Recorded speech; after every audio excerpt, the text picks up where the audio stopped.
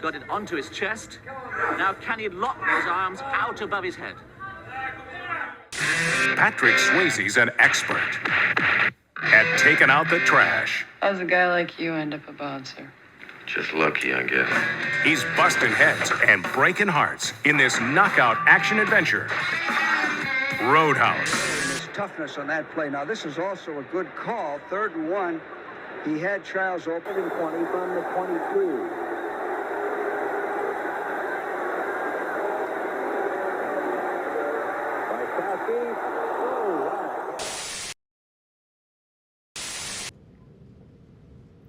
Tommy boy. I can't wait to discuss the plans. Yeah, can't wait. Josh gets here. So I just want to make sure all of our ducks are in a row and everybody knows what their job is going to be. Yeah, I mean, I was actually looking up the schematics of, how I'm going to hack into this alarm system. Mm-hmm. And, I think it should be pretty easy. It's a small branch. They get their monies on Mondays. okay. So there's going to be a small window of opportunity where we're going to be able to sneak in, make the exchange, and get out. Yeah. Okay. So once Josh gets here, I'll be able to. Well, we got an sort of- inside man, too. Yes, Hey! yes, we do The have big that dog. inside man. Thank God. The big dog is All right, here. Josh. Oh, I am so inside. You have no idea. Yep. Yes. Man, this is so perfect. Oh, shit. Oh. There I'm goes. just excited about this fucking plan. I'm just excited about this plan, dude. It's gonna be Okay, awesome. so now that we're live, let's just kind of go over the plan. It Yeah. happens on Monday. I want to make sure all of our ducks are in a row. Right. First things first, the most important thing Right. is that we established an inside man who's going to work in there, Right. gain their trust, Right. get behind the Right. get behind the doors. He's been working there. Get That's the why we keys. haven't had video for a Right. while. Josh, what is it looking like? So I've been at the bank. You haven't You talked didn't- to Mark Most at of the- all or anything? Mark's working at the bank. Okay. Is he supposed to? What does Mark look like? Mark. Hold M-A-R-C. on. Is Mark the inside man? Mark's the inside man. No, I thought we talked about Josh being the inside man. I thought it was Mark. I thought I was just supposed to hang out. At I the, literally at told the Mark bank. 3 weeks ago, dude, you need to get a job at this bank and get me the inside scoop on the bank. He's been working there, dude. Oh. Oh. Okay. Well, what? I mean, that's all good right, because I didn't even know I was supposed to be working there. I was just there. oh. Fuck. I thought you guys said, "Hey, go to the bank and like your name is Mark when you're there," and then I forgot that too. And then you're supposed to like hang out and you're supposed to like look around, and I was doing that a lot. Okay, well, I guess we'll move on because Well, I when you thought were it was there, there was obviously a little bit of confusion. I thought Josh was going to be the inside man. That's fine as long as we have an inside man. We do have an inside man. I mean, I Okay. haven't talked to him in a while, and I think he's actually out of country right now. I don't even know, man. He's So at okay, PTO. we kind of talked about this a little bit. You're hacking the alarm system. Yeah, I'm hacking the alarm system. Okay, do you know how to do that? I do not, but I mean, I've been on a lot of Reddit forums on, Oh, that'll help. Yeah, I That's mean, for sure. I got a sandbox right now. I'm learning Yeah. how to use HTML. Yeah. A lot of good HTML Dude, I think- HTML doesn't work with security You know, systems. you know what? You could probably go on like. What are you going to make a MySpace page? There's probably like a LinkedIn Learning or like a Udemy thing that you could do for Yeah, like. there's gotta like a be bunch of hacking camps and thing. stuff too. I know people. Yeah. Tom, like it's not like, dude, I got this, bro. Trust No, we got me. plenty of time. When are I'm we not- supposed to do this? I'm also really good at being put on the spot for things, right? So like Yeah, even dude. if I You work don't know it, under pressure. under pressure, I will. We're work both it out. great We- under we're- pressure. Yeah, Josh and I are really the under pressure. Yes, 100%. Okay, We well, handle all all the right. stress. Well, I thought Josh was the inside man, so this entire time I haven't delegated anybody to get the explosives. That was your job, dude. Well, I'm the leader. That's my job. My job is the leader. I delegate things.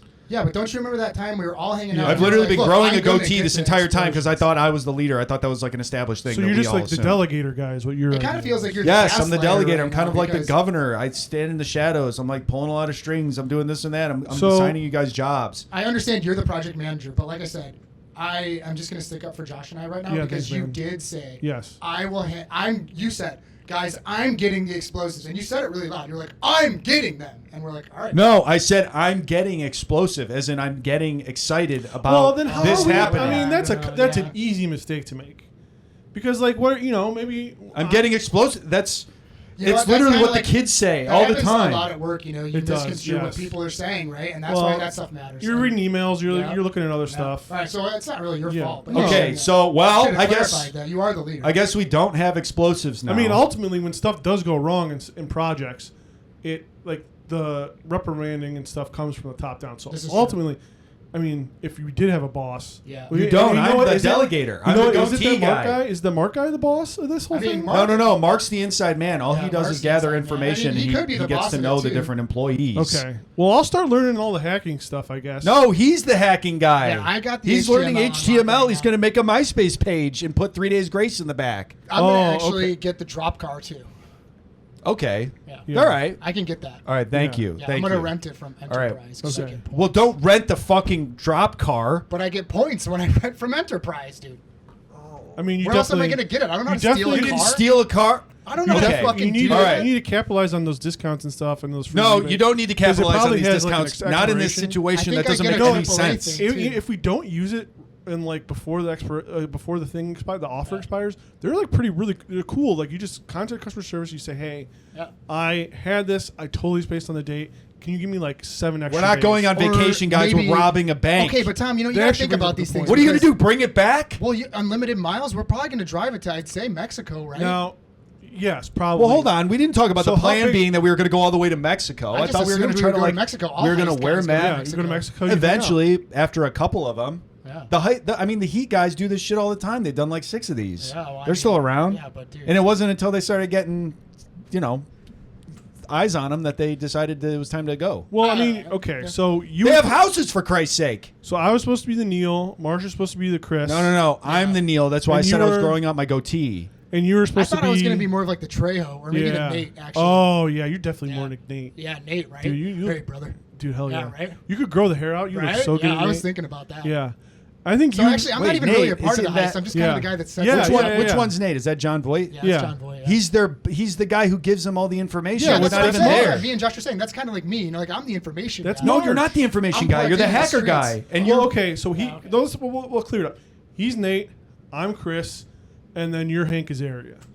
How am I Hank? He's not even involved in the robberies. Yeah, Yeah. he is. I'm He is. pretty No, sure. he's That's not. a He pretty rats big on point. him, for Yeah. Christ's sakes. I He don't doesn't even remember, make any money. no. He's a salesman for, I don't know, remember Pepsi or something like that. Hey, not for nothing, Oh. dude. I mean, you are the hamster boy, so That's I, mean, I true. don't know, dude. The rat. Yeah, it's pretty no. close. I'm the Neil. Oh, I'm the man. Neil. I have the Dude. goatee. I literally told you to hack, and I told you to get explosives, and you didn't do it. In fact, so far, what I'm gathering is that you've done nothing but go to the bank and sit around in the lobby, which is weird as fuck and probably not going to help us in the long run anyway. I thought you told me to go to the bank and get explosive diarrhea. So I was there. No, I had the explosive diarrhea. That was Oh, last- that's right. Yeah. So like I didn't even do that. yeah. You didn't have explosive diarrhea No, at the I bank? didn't dude. do That's anything why we explosive. So couldn't you fucking thought I talk wanted about you to do this. that, and you didn't do it. Yeah, I mean, I don't know. I'm busy, man.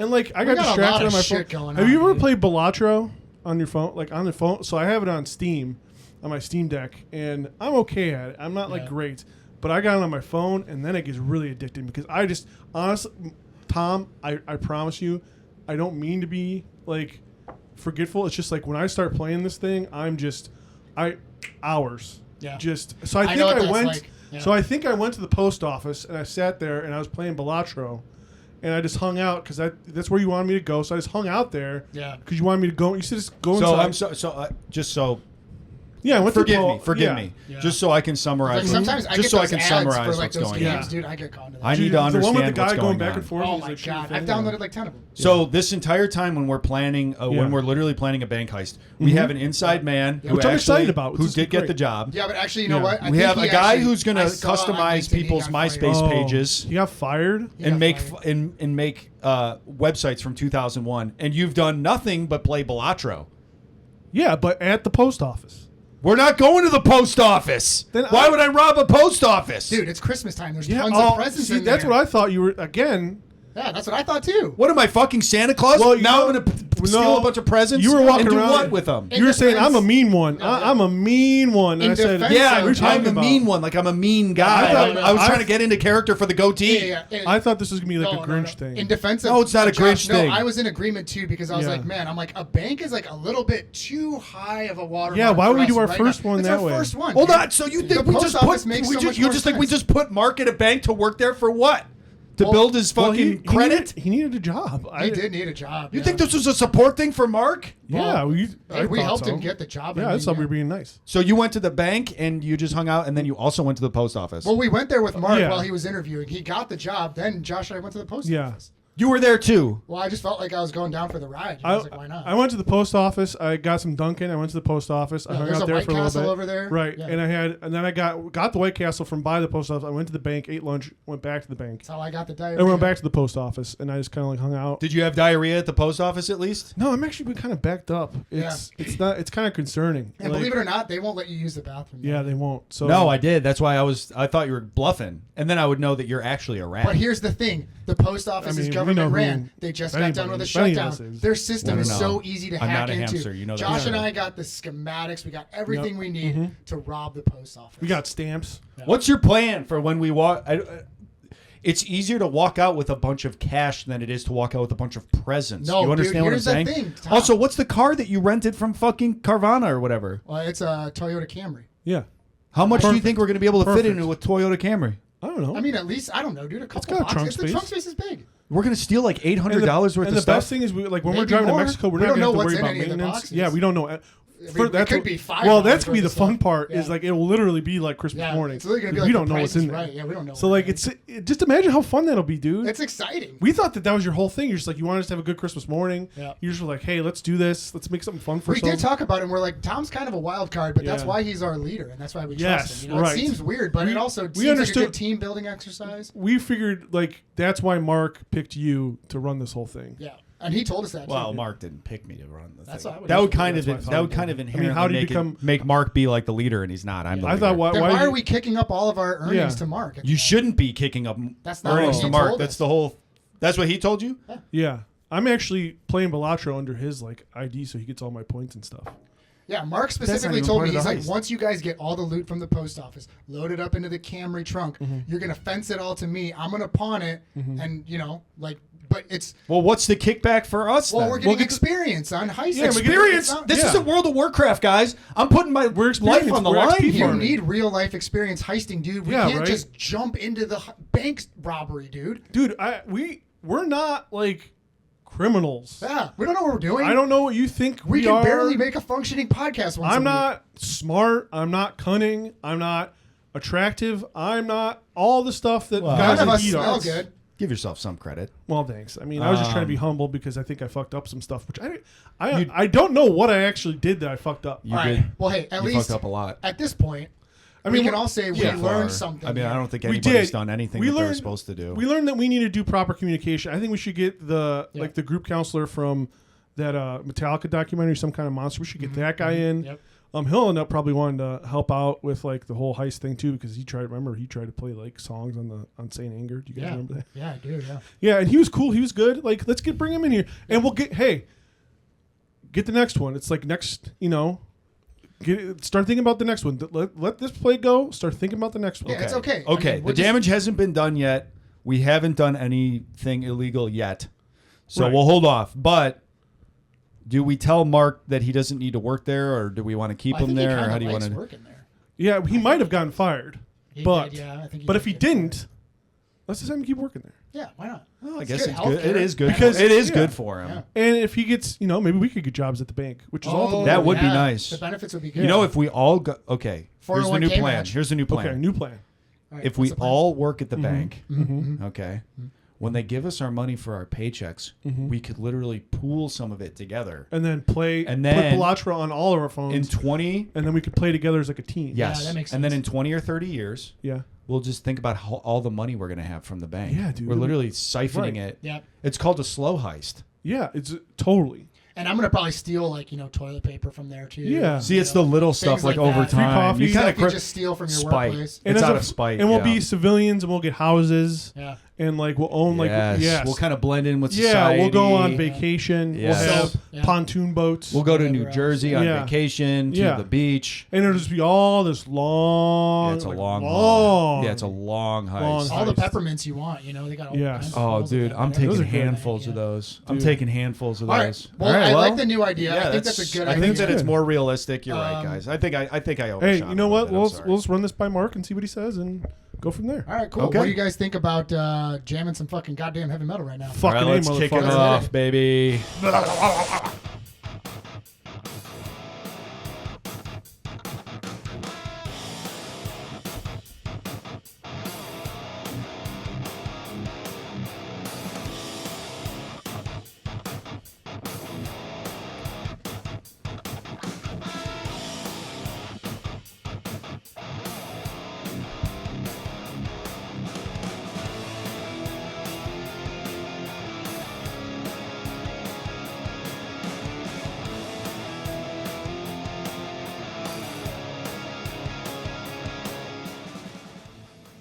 Hell yeah, baby. Hell yeah, And we're back. We got a brand new theme song. Thank you so much to Chris. Chris. How fucking good is that shit? Yeah, he whipped it Dude, up real quick, and great that's friend of that is mine. exactly Crushing what it, I man. wanted to hear. Answered the fucking call. Yeah, really. I mean, He's like Batman. Answered it and then some. That's truly. Thank you so much. awesome. and whipped that thing together in like no time. Like I feel like we posted to Instagram like, hey, we're looking for some fucking riffs as an intro for our podcast because Yeah. we don't want to get taken off of Spotify for using Because copywritten somebody materials. keeps using copywritten music.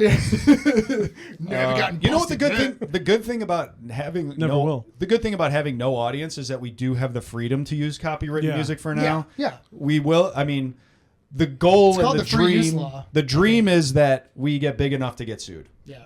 Yeah, I mean, so yeah, tell your friends so we can get sued. We would love to get sued. We'd love to have to only, say. only for See the you in content court. stuff, I'd though. love to see. Only for the copyright only, stuff. only for the Just show. that. Don't sue me personally. Nothing else. No, don't sue sue the me either. sue, Yes. sue the show. Yeah, don't Yeah. sue me. You sue our LLC. Yeah, Carntech Yes. LLC. Yeah, Carntech LLC. Yeah. Feel free to sue Our them show all company. you want. Yeah. And with They got a lot that, of money. we're back, guys. This is About That Action with Tom. The big dog. Josh. Marshky Marsh, otherwise known as GR42069. Magnus Comes Loudly, Pizoch, Oh, Leatherface, Chomper, the Drop Man, the Time Christmas. Bandit, the Christmas Drop Master of the Heist. And welcome to our inaugural. This is a Twitch big one, stream. guys. This is a big one. This is the very first viewer voted movie that we are covering. Yeah, Yeah, first first- one. First one. Twitch And stream. can we talk about first that for a fan second? voted. First fan Because, voted movie. we put up on the Instagram for all of our listeners. We wanted to have sort of like, you know, a March Madness sort of showdown of heist movies, so we Sure could did. pick one.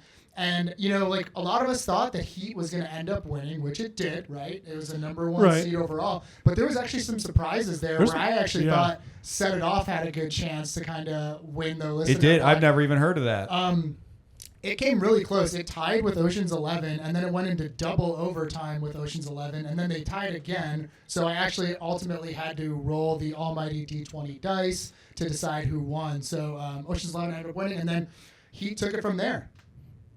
Yeah, I mean, he pretty much ran away with it. I feel he like blew it out of the water, but there was a minute there that I thought Dead Presidents was going to be. For Oh sure. yeah, Same. that actually that surprised me. I mean, like, go figure. But actually, you know what? I've never seen Dead Presidents. You've never seen it? I've never seen it You either. still Oh, need- wow. you That could have need been great do to it. watch Yeah. that with both One of my you guys and talk coworkers was about it. telling me about it, and I was like, "Damn, I should sit down and watch that." I feel like super the good. I Not feel like gonna, though. the face paint and stuff was so ubiquitous and like everything and like during the time we were growing up and like so and like TV movies and everything that like I think I just by osmosis was like You I've think seen you've it. seen it? Yeah, but I definitely haven't. Wait, what is that? Okay. Yeah, that's a huge pop culture, an icon of pop culture. Dead Presidents, for me at least, growing up. We'll have to in do the it. 90s. Yeah, we'll have to probably do another sort of heist We'll probably block. get to all those movies. I'm thinking next year. You know, everybody, we're coming towards the end of the year, and I'm really thinking that we could probably do a listener voted block of films coming up That'd be down dope. the road. So maybe Stay we'll throw tuned. Heist back on there for you all, so you can vote for Heist Block again if you'd like us to run. And then we'll back have some to of those movies. rewatch Heat. I don't know if I could rewatch Heat. Yeah, there's some I write-ins mean, and I everything. watch Write-in Heat Heat. once Yes. a year, dude. Oh, okay, once a year. Yeah. Once a year I watch So Heat. That's not as often. That's as I actually a thought. good. Actors who suffer from having large penises. Is that Robert De Niro? Yeah. That's Robert definitely De Niro. Robert De Niro in this movie. You see that goatee? Could you milk Yeah, That's he not a looks- that's not a looks tiny awesome. dick goatee. Absolutely milk me? not. Could you milk me? Pee-pee time. So that's actually a good way to get into this. Is this? Correct me if I'm wrong, Marsh. Is this your favorite movie? Heat. I'd say it's definitely in the top 3. Okay. And like, since I'm so vibes based with my movies, it's hard for me to have a consistent favorite movie like all the time. Yeah. But if like if Letterboxd came up to me on the street, shout out to Letterboxd With a gun. with a gun, pointed it into my face, Held a gun to your dick. like the Criterion Closet did to me when I went to go win. Oh yeah, listen back to that story. When Critifa fucking took me and beat me up for speaking my truth. Yeah, I think if somebody came up to me and was like, "Hey, you know, just off the top of your head, what's one of your favorite movies?" I'd say Heat all the time. Yeah, I feel like it's But can be tied with Michael Mann's other film, Thief, as well. I think Thief and Heat are on equal playing fields for me. They're just, you know, two different movies. so you're two just the different man decades. lover. I do love Men, dude. And I love Michael Mann specifically. I love all of his films. I stan him super hard. Of the Mans, Michael is my favorite. Yes. That's the only manosphere that we endorse. We on do this endorse the podcast. Michael Manosphere. Michael Manosphere. We're gonna fucking call it that. We fuck with the Michael Manosphere. We fuck with Cry-Tifa. Heavy. Shout out to Cry-Tifa. Yeah, we understand why you gave Marshall a hard time, but it sucks. But we understand. Yeah, it's fine. But yeah, You okay. did deserve it. So In Thief, all fairness. Thief and Heat in your top 3. I'm Yeah. not saying it's bad. I think Heat, especially when you're talking to, like, let's be honest, dudes like us. Dudes Rock. Yeah, absolutely. Guys rock. And actually, you know what? That brings up a good thing we should talk about in this movie of how much do guys rock, and how much does this movie very. think that guys rock. Very. But I feel like Heat isn't necessarily a safe movie, but I think it is I think you would hear that quite often, but it's an understandable one that you would hear quite often. Does that make any sense? Yeah. Like you would hear it a lot, but I think it makes sense that you would hear it a lot. It's also having a resurgence right now. Yeah.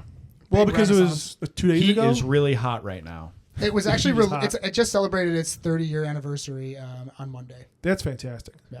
That's wonderful. So it's good that we're covering it today. It's very topical. Yeah, I mean we're getting- close. I mean, if we're in the week. it was I so think that counts. funny too because like I didn't even fucking know I that. didn't know Like, that and I either. was just kind of scrolling through Instagram, and it was like on this day Heat was released, and I'm like, oh shit, we're literally gonna be fucking recording that episode this week. Which All is right. like, yeah, we did not plan to do that. We don't plan that well ahead. The only thing we plan ahead is honestly nothing at this point. Cold open. Maybe cold opens? Cold open ideas. Cold open basically. ideas. You saw how those go. Yeah. It was good. Yeah. Sometimes we're playing hot potato. On that But one, I'm not I would gonna lie. say I I don't think know. the cold opens are pretty good. I mean, you know, everybody watching on. I mean, I think there's only one person watching on Twitch right now. Thank you It's so much, Mark, for watching us on And Twitch. Mark is in the room with us. Is Mark in the room with you right now? Yeah. Hey, thanks for Oh subscribing. damn! Mark says there's 4 people Hell watching yeah. on Twitch right now. What the fuck? Oh, That shit, is dude. That's probably crazy. My lovely Thank you wife, so shout out much. Melanie. One our of them's Melanie. listeners. One of them's probably 9. I can too. guarantee you, Kayla's not one of them, but that's okay. I don't expect her to be. No, if anything, more understandable you're not watching. Yes, We don't 1,000%. blame you. I I don't think Heat is in my top 3, but it's No. definitely in. But I also like I always have a problem doing like favorite and best and stuff like It's that. hard to 'cause say, right? I think It changes I'm constantly. so Yeah. mercurial with like, and I wonder if this makes sense. Do people who have like really hard opinions on like what's their favorite and what's the best, are those people, not to be hyperbolic, but stupid?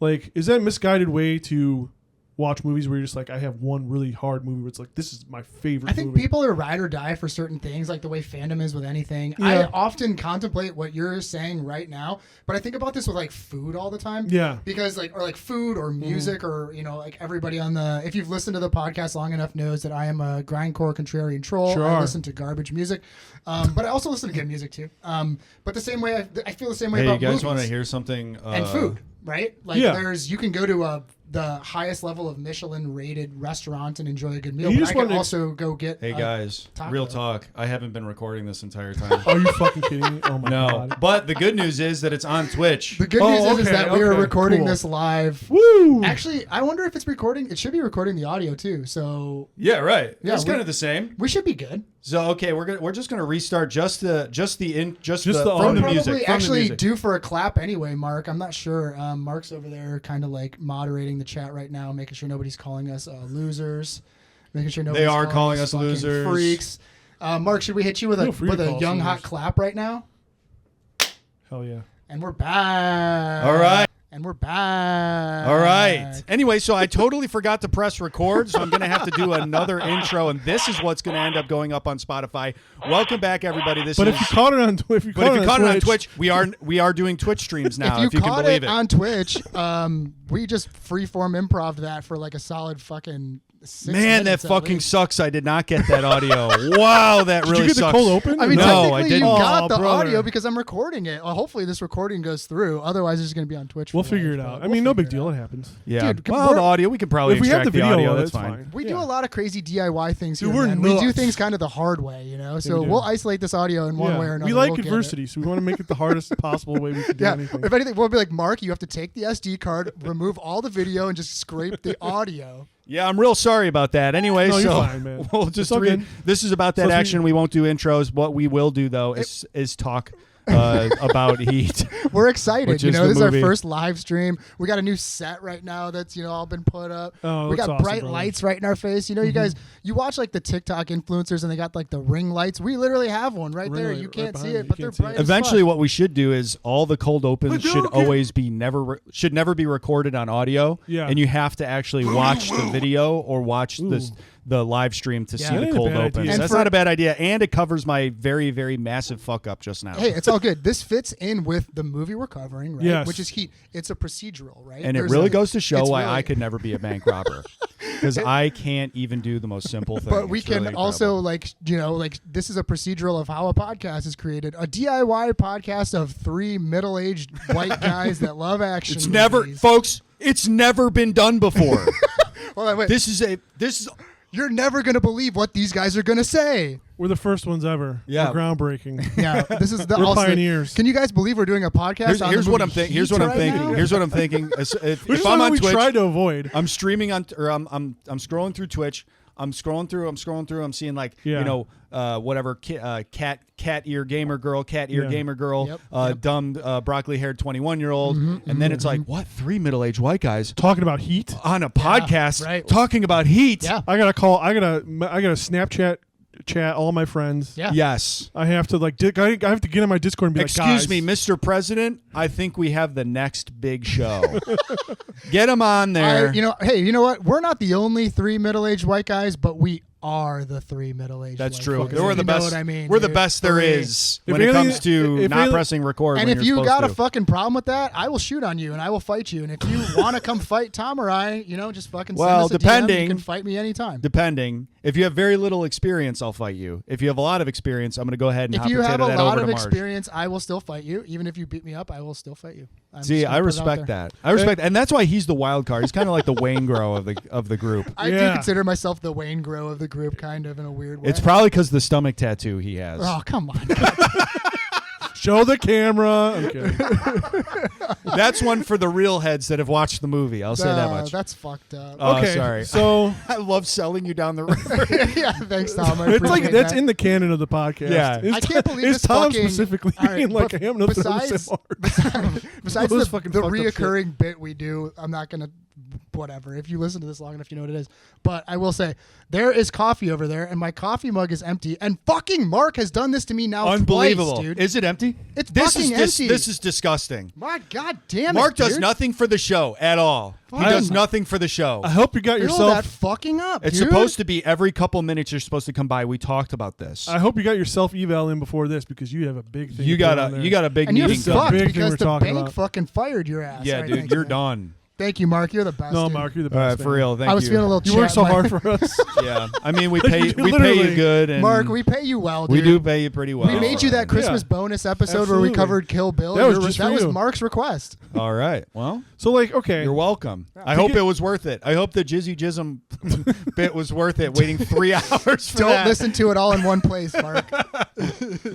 Oh, dude, hilarious. Naya was like, "Who's Jizzy Jism?" And I'm like, "What do you mean?" She's like, "Who is that?" I'm like, "That's a character that Tom created.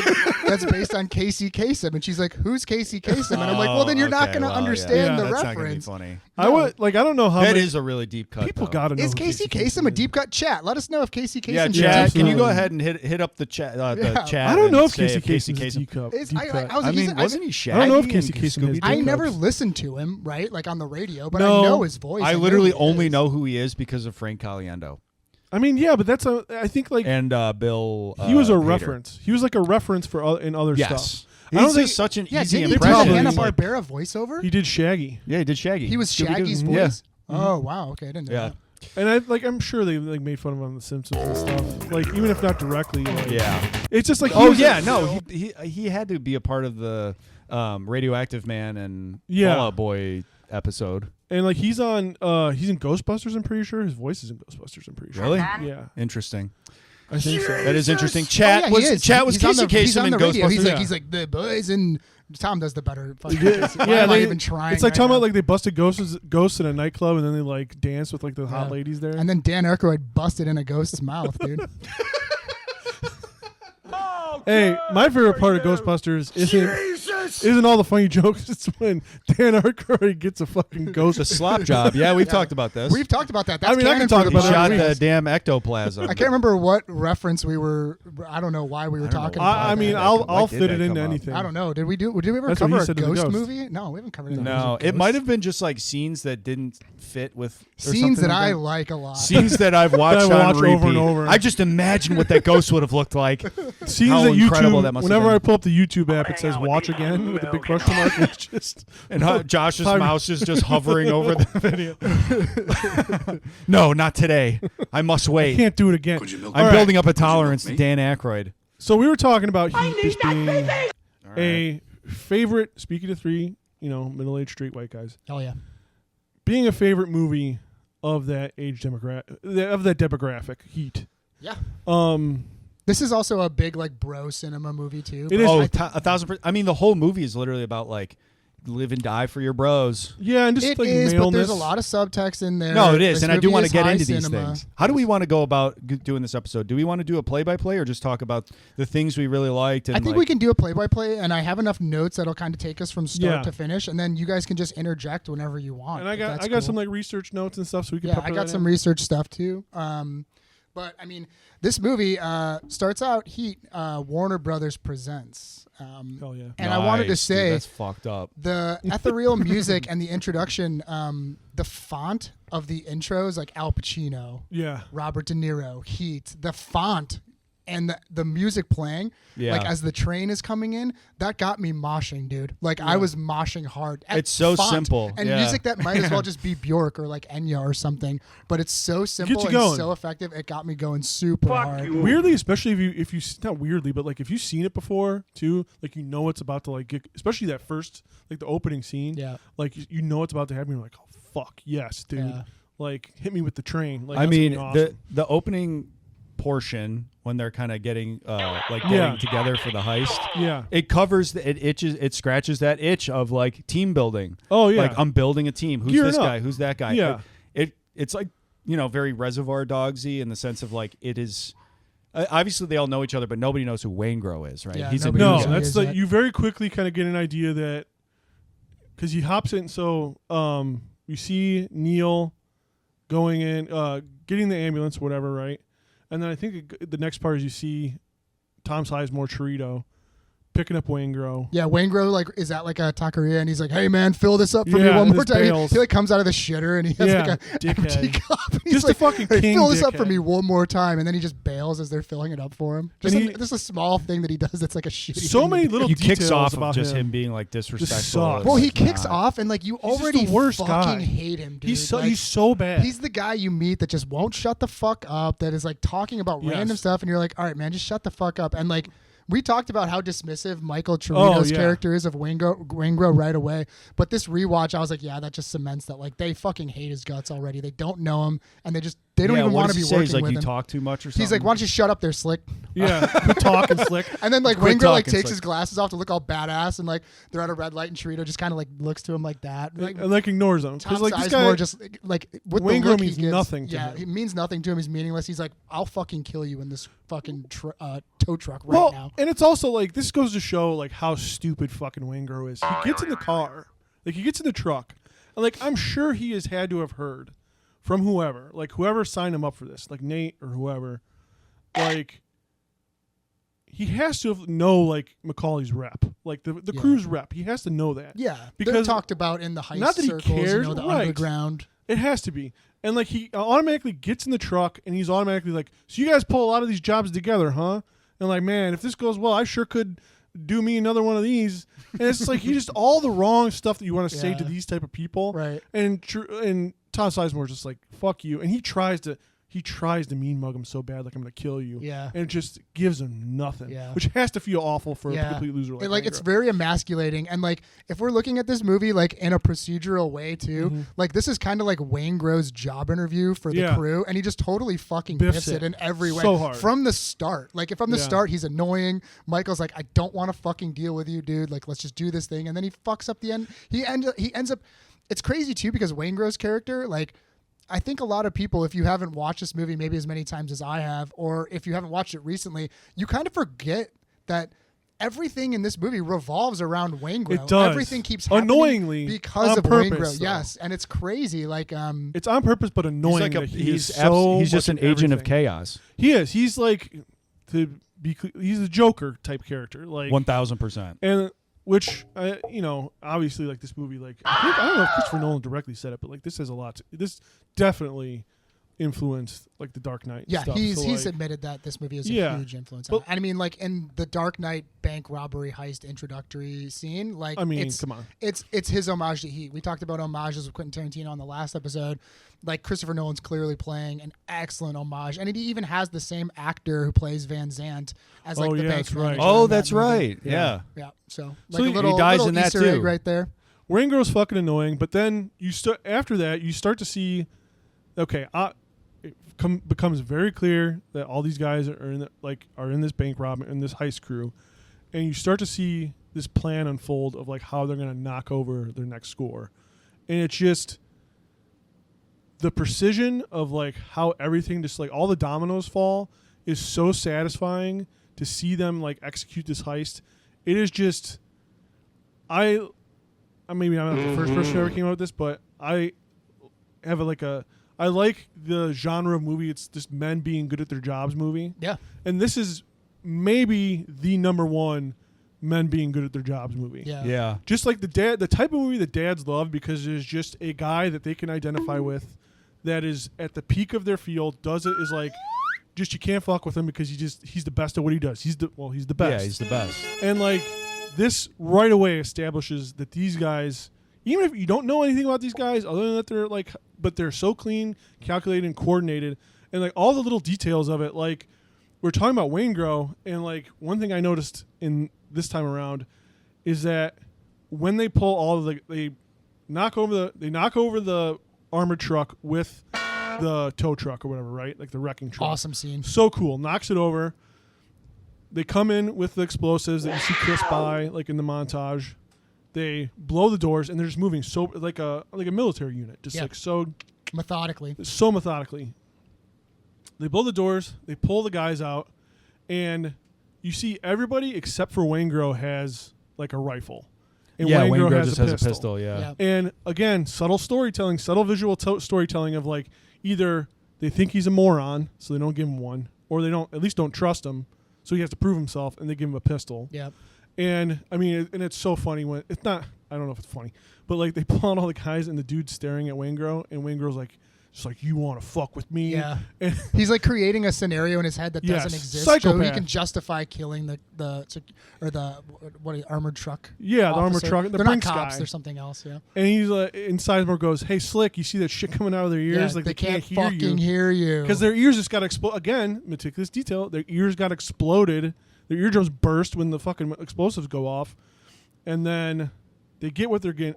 We'll have to talk about this because I don't know if you guys are as confused as about like the bearer bonds and everything. Yeah, I'd love to talk finance. Are we Chat. talking bearer bonds again? Mark, do we have any other? Do we have people watching? Is it just you? Maybe you could tell us what a fucking bearer bond Mark, is. how many people have dropped off the Twitch? Nice. Now we're at two, including We're one. at 50%, baby. that rocks. Yeah. Anyway, Somebody from the Instagram was like, "Yeah, I'll watch it for 2 Yeah, seconds. Fuck these they're guys. like, Hey, oh that's damn, they're fine. actually doing it. Never mind. That's fine. Um. I'm not listening to this horse Yeah, shit." eventually, guys, if anybody wants to DM us on Instagram, DM us what the fuck a bearer bond is. Yeah, But we don't Yeah, have to talk if about you- it. if you're I don't hearing know- this, if you're watching this and you know the intimate details of bearer bonds, we'd like to know. And Now, could we I do mean, the I know research? what But- Barry Bonds is. You Hello. sure do. You're a We big do know what baseball Barry fan. Bonds Hell is. yeah, man. Sports guy. Yeah. Hello, Barry Let's go. Bonds. Yeah. All right. Well, One of I my tried. favorite home run hitters. Yeah. You One know of what's a my home run? This movie's a home run. One of my This favorite movie is a steroid fucking users. home run. But they get Oh these, yeah, he's top tier steroid user. they get what they need to get. My right? favorite steroid user of all time. That can't be right. Mine's Scott Steiner. That Has to cannot be Scott right. Steiner. Big Papa Pump. I don't Dude, know. Warlord, Who- WWE. I don't know if Warlord would be my favorite steroid. Abuser of all time or user of all time? What is the difference? I mean, user might like, User could be like Are we somebody being I who's feel like just sincere? like, anybody looks can be a good, but- steroid user, but then there's steroid abusers. Like Top oh, steroid well, abuser. fucking, Mount Rushmore steroid abuser Scott Steiner. Scott Steiner is a Absolutely. good one, yeah. Yes. Okay, yeah, we'll put Abuser. him up there. We're putting he Steiner claims up he's there. natty. Somebody told me he claimed he We're was not natty. shooting on Scott Steiner right now because I love Steiner so much, but we'll put I him love up the there Steiner anyway. brothers, And if he's but- natty, hey man, you know what? Good for him, dude. That's crazy. That's Rich fucking Piana. nuts. Yeah, a little unbelievable. Rich Piana is definitely on the Mount Abuser. Rushmore of steroid abusers. for He's me. like the king. I feel Yeah, like he's got to be Yeah, like he's he's the definitely he's one the of them. Lincoln or the Washington. whatever- Yeah, whichever one I you agree. I'm gonna say I don't want to say Barry Bonds. I'm gonna say Mark McGuire because when he was on steroids, he 10,000%. looked Yeah. insane. Yeah, looked 10,000%. fucking nuts. Yeah. And I remember like as a little because we were all like pretty young when that was like the home run race was Yeah. happening, and then he tried to blame it on like creatine. Like knowing what we know about creatine now, it's like no fucking way. I Are you took Yeah, too but our much parents, creatine. our You parents psycho? probably still carry that. Probably. Like, oh, you can't be messing around with that creatine stuff. I think if It's when probably I not told good my- for you for kids, right? For little, Creatine? I don't know. I you don't know how what? much it I really don't know. matters. I don't want to speak on it in like any sincere way, but I Yeah, bet we're you not there's scientists. there's some fucking We're influencer that I'm sure is like, bro-scientists. oh, put creatine in your kid's cereal and it'll help with their brain activity. Yeah. that is true. It has been. We proven talked to about this help last brain episode activity. though. Like influencers like convinced me to like put fucking butter in my coffee and I Yeah, got bulletproof diarrhea. coffee, dude. I mean, I feel like I It definitely did not make me fucking any more fit than I am right now. Come with me as I make a coffee that'll make me spray shit all over my toilet.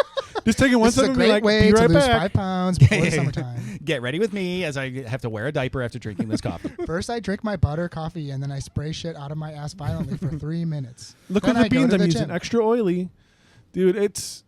There are many things that I feel like I'm not super susceptible to like con people. I But, feel like I think I'm not, and I totally yes.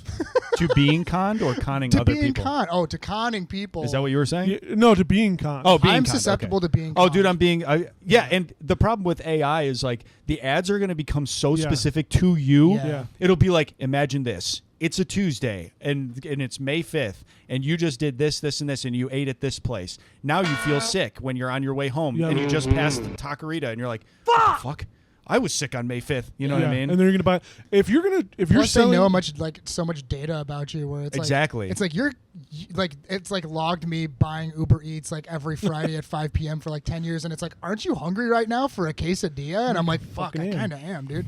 Damn, you got me, Like it just Uber Eats. influenced me, and I'm like, all right, well, I better get one right now. That's what being an influencer is all about. as long as you're trying to sell me something under $40, I will probably buy That it is no matter so what true. the fuck it is. Oh, of course, Anything dude. above that, I'm gonna have to think too much about it. That's the smartest fucking thing a company can do right now too is market anything towards me Under that is between $40. $25 and $40. Yeah. I'm sold. Yeah. If it's under Oh, dude. 25, I think it's too cheap, and I'm like, oh, it's probably not. And if worth you it. could make it just over like the Affirm or Klarna like limit on Amazon, ooh, then you're really Dude, well, then you're really in Josh. I Campbell's mean, money. we're talking about heists. We're talking about robbery right now. Talk about some of these pages on Instagram. Oh, My Oh, God. man, Oh, they're the real Maron. fucking robbers. dude, it does It's suck. true. Those And are they're fucking actually so- killing T-shirts are people, too. $45. What are we doing, guys? It's For the love of crazy. Christ! And I'm buying them because I'm I don't buying know where them else- too, dude. Where the hell else am I going to get Shout a out to Manhunt the T-shirt? Death Rattle Market, dude. You know, I got my Sick Grave shirt, brother. shirt. Love That that is a guy. cool shirt. He's a local Chicago guy. Well, at he was least at it's Metal local. Movie Nights. That's He fine. probably isn't watching this Twitch right now. I don't know, Mark. Is he on there?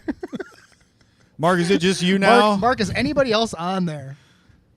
We should probably. You know what? We Mark should. just threw his hands up in the air like he doesn't know what's We should going probably on. stop referring to Three. Mark, Oh, wow, considering we we're got going to be one more. posting this audio onto fucking Spotify. Oh, true. People are going to No, be like, they keep it keep in. talking to Mark. Who the hell is Mark? Oh, sorry. No, Jamie, you can you don't. pull that up? That's going to be kind of our thing. Mark doesn't exist anymore. Yeah, Sorry. dude, Go he's a fuck ghost. yourself, He's a Mark. ghost. Piece of shit. Where were we? So they robbed the bearer bonds, whatever that is, imaginary Yeah, fake I mean, we'll stuff. talk they about got it. I the didn't- security guards lined up on the outside of the I truck. didn't stay They're up all way too fucked late, up. like trying to figure out like the whole thing with the bear bonds. I didn't do that. Josh barely paid attention to the movie, trying to figure out what a bearer bond is. But inciting into the movie is they get the shit. They're about to get away with it, ostensibly. Clean. A clean. Clean. They like give you the timeline. 3 They minutes. do everything, dude. They bring a spike strip out. They have Yeah, everything bust up set the cop up. cars. Yeah, like they know everything that's going on. They know like they're listening to the cops on the radio, calling things in. Like they're very, very like procedural. They know what they're doing. They know everything that's taking place. But And then Wayne Grow with his little pussy pistol Yep. starts making up some shit in his head that the security guard is like looking into his soul or something. or talking shit to him. Yeah, talking or- shit to him, and he just blows this poor security guard away. Yep. And then it fucks everything. Yep. And then you see that they're like, "What the fuck are you doing?" And then again, hinting at like the structure of this crew and how well they work together, and like where the hierarchies like live. You see Tom Sizemore look back at Neil. Yeah. Before he For permission pops to other waste guys, the other guys. and yeah. Neil's like, "Go do Yeah. it," and like then they like, and then Wayne Girl's crazy with when he does it, and then they're all very clean and fast, and like we have to get out of here. And as soon as they get in the ambulance, like Wayne Girl's trying to justify it, and Neil's like, "You stupid motherfucker!" Yeah, he knows already. He's like, you're a fucking idiot. You totally biffed this. You Okay, I suck." do want to say before we officially move on, I was reading about bearer bonds just now, and Give us your full it fucking seems breakdown. like pretty much what Josh said was pretty accurate as far as like it's basically an unregistered certificate of money Yeah. that is not but it's like, isn't that just cash?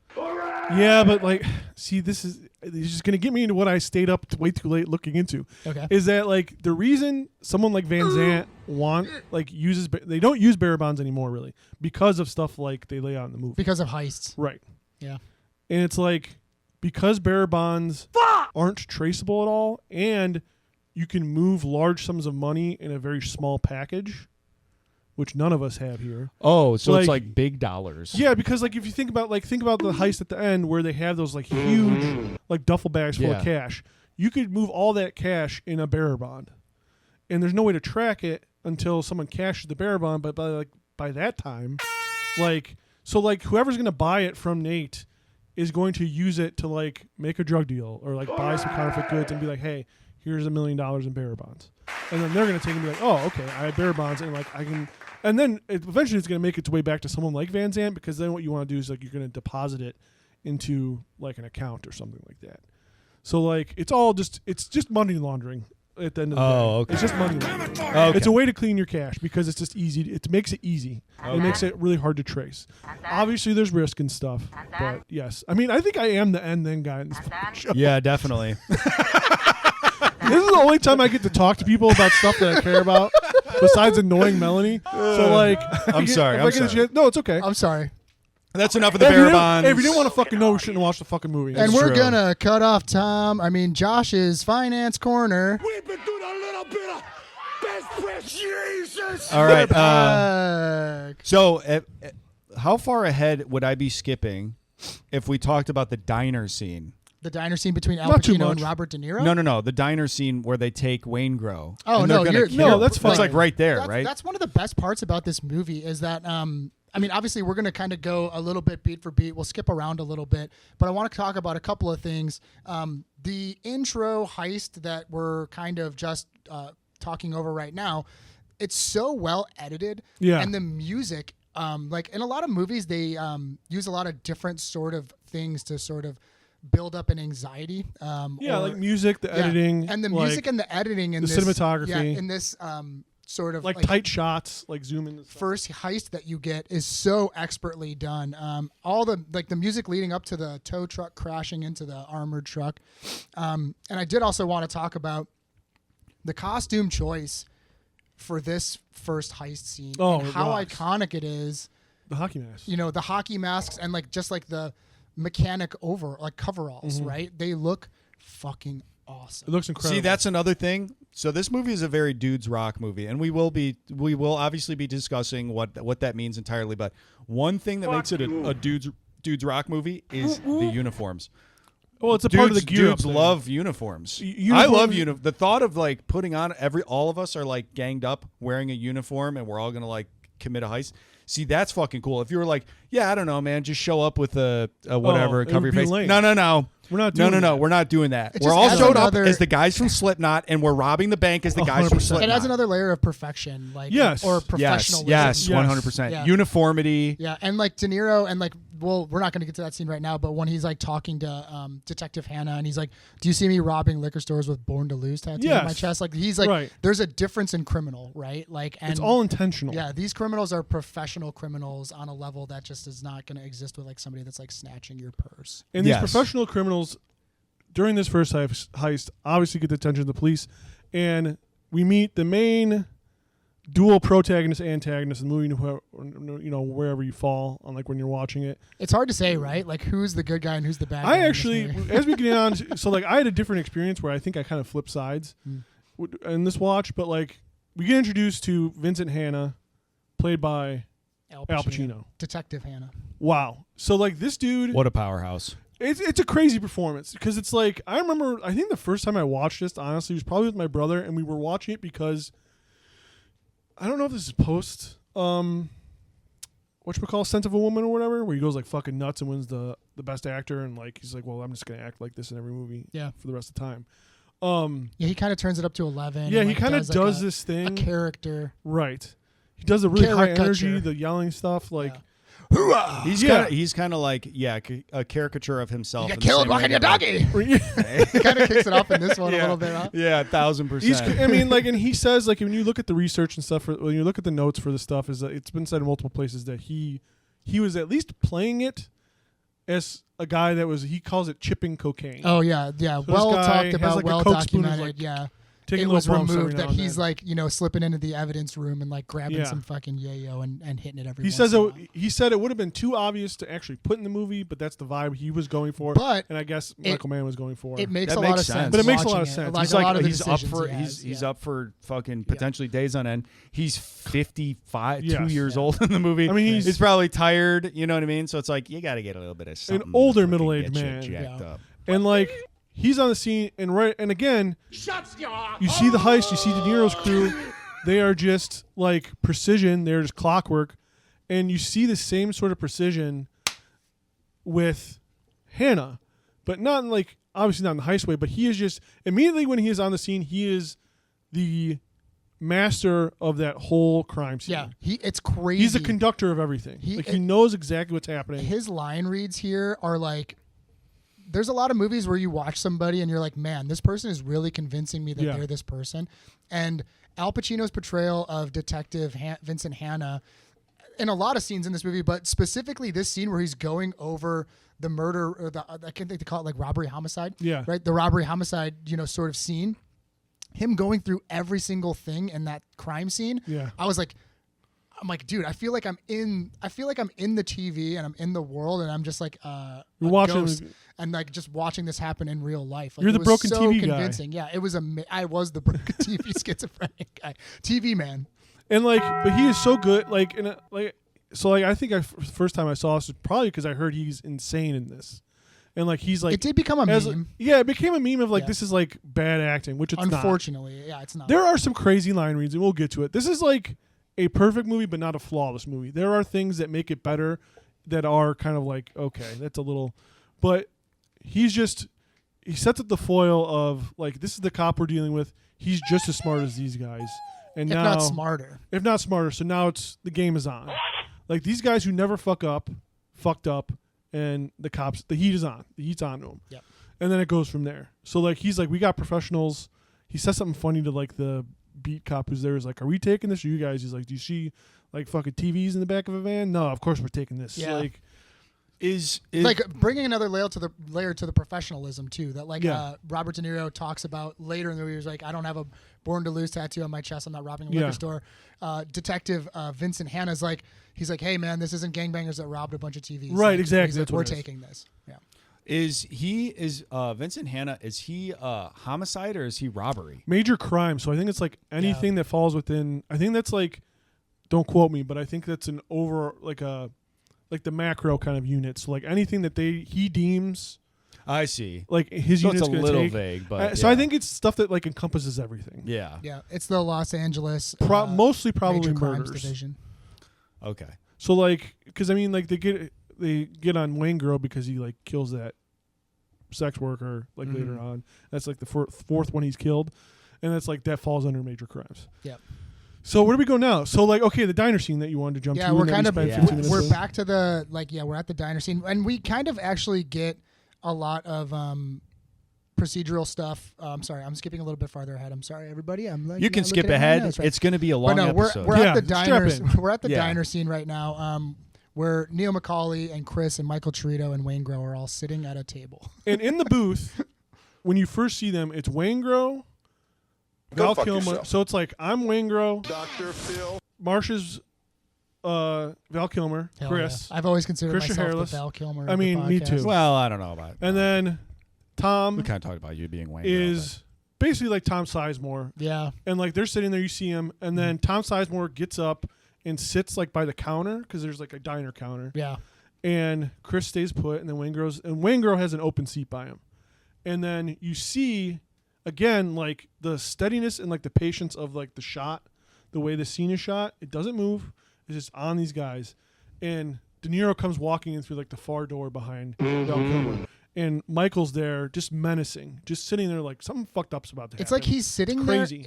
I felt like him getting up and sitting across was like a sort of strategic move in case Waingro tried to get up and run away For or sure. something. That's what I right? was They're thinking. not sitting in the booth. And I'm They're like, giving that's- space for Neil when he gets there, Yeah. but they also want to be close enough to If where he makes a move. because And then- Waingro probably is like, oh, I'm about to fucking Yeah, he get knows it. that he fucked up. yeah. And then Yeah. there's also in this, like, we kind of have talked about like actors emoting in like really interesting ways on the podcast. We haven't talked about it a lot because we've covered a lot of shitty fucking movies. But when we cover good ones, Maybe there- emoting's not there's an amazing the thing they're going to highlight. either. there's But an yeah. amazing close up on Val Kilmer right after Tom Sizemore's character Michael Trito gets up out of the booth Yeah. and sits across, and Val Kilmer's character Chris just has this look on his face where he just looks dead inside. Yeah, Like he's for sure. completely like, I don't give a fuck at all about this guy. Right. Like, and he's sitting across from Waingro. It's really, really powerful scene. It's really powerful acting from Val Kilmer. And like, so Neil comes in, Neil passes and like, I am like describing this in detail because it matters for like the vibe of the scene. Neil sits down, De Niro sits down right next to Waingro. Tom Sizemore gets back in his seat. And Waingro, I say this all the time, but like I love that Waingro knows fucking right away as soon as Neil sits down, like why Neil is there. Yeah. And he just goes, "Come on, man!" I had to get it on. Yeah. And then Neil just smashes his stupid head into the table. It's awesome. And right away, it cuts to a guy behind Neil, and it's just like this pudgy guy with like a toothpick at the diner, and he like looks up, and casting is good because he's a bigger guy. He looks like somebody who could like, at least start. Yeah, he trouble. looks like a And burly truck He looks like driver kind of or like a bruiser something. type too. Yeah. And he looks at the table. He looks up from his like paper, and then Michael Tom Sizemore just kind of leans out. It's one of my favorite Stares him scenes in a down. movie of all time. And the guy doesn't back. He backs down, but he's not like, "Hey, I'm scared." It's just like, yeah, he's kind of like, you know what? I'm not No, fucking around no. with this. Yeah. And Michael gives him a look of like, "I'll fuck you up. I don't like necessarily want to, but Yeah. I will." And Or kind of like mind your own fucking business look too. Right. Like another like subtle great acting from Tom Sizemore in that moment where, I mean, that guy could make you very, very scared.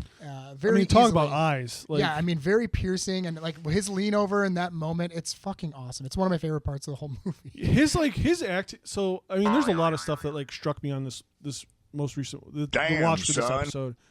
Is it like Chris is obviously like Neil's little brother, his son, whatever, kind of like stand in for that.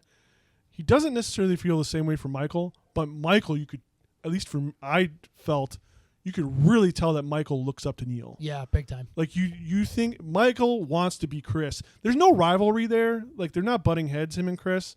But like Michael loves Tom Sizemore loves Robert De Niro's character. Hold on, wait. We have a question in the chat, Mark. No fucking way. Really? Yeah. We have There a is a question way- in the chat. There is a way to like see incoming comments. Yeah, there is. I deleted it though off my. On purpose? I think it's from Superfan Chris. Hell Oh, yeah. yeah. Who would make you least sick to see kiss a woman, De Niro or Al Pacino? Ooh, Oh Chris. boy! Are you- And let me tell you, I took a note. Chris, are you talking about when they when they actually first introduced Al Pacino? oh dude, that he's- scene is long Oh. and I wrote Yeah. it. I noted that it's just he is deep Frenching Justine. It is gross. It is really unpleasant. I think my Chat, answer's don't Pacino. clip that. Also, chat, shut the fuck up. No, good question. I can't imagine. I feel like Robert De Niro would not deep French like that. He would just be like No, I can't imagine him kissing anybody. a little peck. You know what I mean? I think you just shake Al that- Pacino's going for it, dude. He's doing that cocaine. You know what? They're not kissing. much of kissers, but I feel like they're probably both cocksmen, and they probably both fuck pretty good.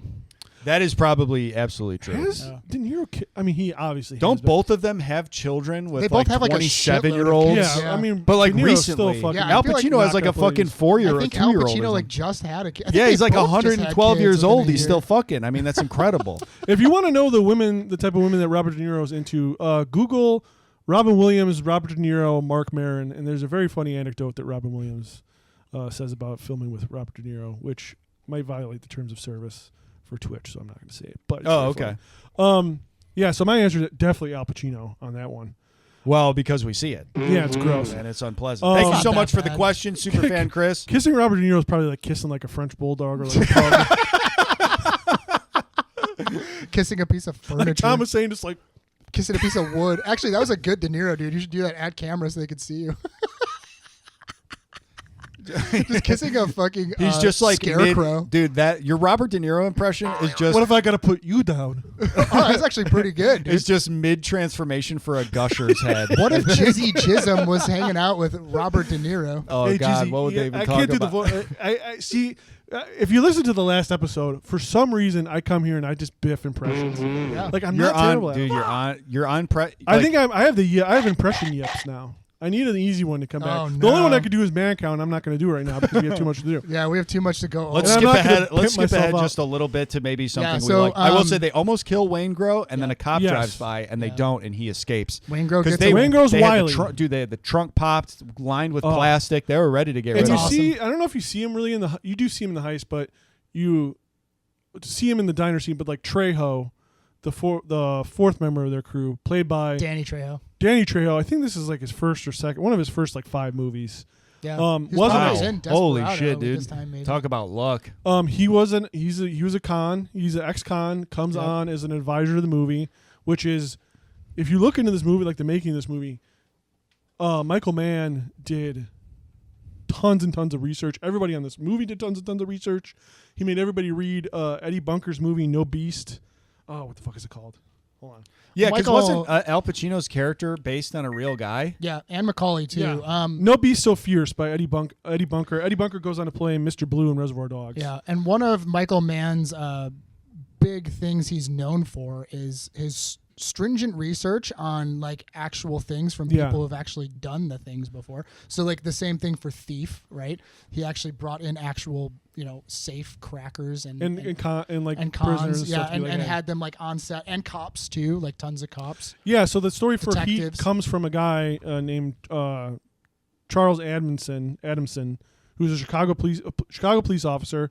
Michael Mann from Chicago, grew up in like the humble part. Ravenswood Shout out areas. to Michael Mann, Yeah. a lesser known Chicagoan, and we Yeah, are all really. Chicago boys. And you know what? I We mean, love you, dude. That's mentioned huge. in Thank you the- so much for being born here. Tom's so excited. He should get like a fucking plaque somewhere. He you should. know? If he does, he should get a plaque at the Green Mill. They put Hey, a, if Rocky Balboa can get a statue in Philadelphia, he's not Fucking even A. a real guy. I Yeah. think Michael Mann deserves a fucking statue. Hey, you know what? We're gonna start a petition to get a Michael Mann fucking plaque at the RoboCop has a Green Man- at the statue in Green Mill. Detroit. It's all these That's fucking fictional. crazy. It's like think Or of the bronze think of Fonzie all in the Milwaukee. famous Oh, yeah, people. and the bronze Fonz in Milwaukee. What's with the fucking Midwest? All the dude? famous I know, we're people who stupid. came out of these real places, and they're like, "Let's do a fake guy. Let's do that." You know what That's really motivates me? The robot cop from RoboCop. The Robo Fascist. I literally have. Robo-fascist. He inspires me every day. He inspired me enough to get a tattoo of him on Coming my cap. soon from I love Amazon him. Prime. Hey, you know what we say here at the podcast? Go Robo. Go Robo. Go Robo. Actually, we say go Timmy Tim, who is directly to my right and to Tom's left. Oh yeah, Timmy thank you Tim, so White much, Boy of the Tim. Year. Timothy Can't Chalamet. wait. We'll keep Congratulations a on seat White Boy of the warm Year. for you when you finally get on the show. Chat, if you're still with us, hashtag Timothy Marty Supreme. We're guerrilla marketing Marty Supreme right now. Tom's actually going to say a couple things about Marty Supreme. I've seen many pictures of it on Timothy Getting Chalamet's back, nice. page, trying to harass him. Well, also, how do you I'm feel not about ping sure pong, if Tom? it's Oh, a you've actually done this? movie. Oh, I've messaged Timothy Chalamet Tom's many been times, messaging dude. Timothy Chalamet. You Dude, haven't seen I've this? done been on that grind for Oh, real. fuck, that's awesome. He was messaging him before we even started Oh, the podcast, yeah, dude, too. yes, I on his remember this. personal Instagram. Yeah, I just wanted to tell him how much I love him and how much he Yeah. inspires me. And Keeps asking him if he wants him to be his personal trainer. if do you want training? If you do, Yeah. I can offer that to There's you. a guy that can do that for you. I'll Yeah. move to Arrakis to train you. when you Wherever go we gotta go when in you're the filming on sand or Arrakis. the snow, baby. Wherever he Wherever doesn't we care. go. Yeah, that's why he's such He's a dog. But yeah, let us know what you guys think about Marty Supreme when you see it. Shout out to Timothy Chalamet. Thank you so much for giving us this guerrilla marketing opportunity for Marty Supreme. Hell yeah, brother. Go see Marty Supreme coming out on Christmas Day and tell him about that action sent you. We're keeping a seat warm for you. And I hear like you get a promotional like little thing of sour cream when you go see Marty Supreme. Yeah, that's the movie about the Crunch Wrap. you get a little- Crunch Wrap it comes Supreme. with You get a it little comes with sour cheese cream. and tomato and lettuce and a little bit of sour cream. Yep. Oh, brother. Delicious. Yep. He's A looking little delicious. ping pong ball hidden in your pocket. Hello. Hello, my baby. Hello, my honey. Oh, it's falling down. The Timothy has fallen.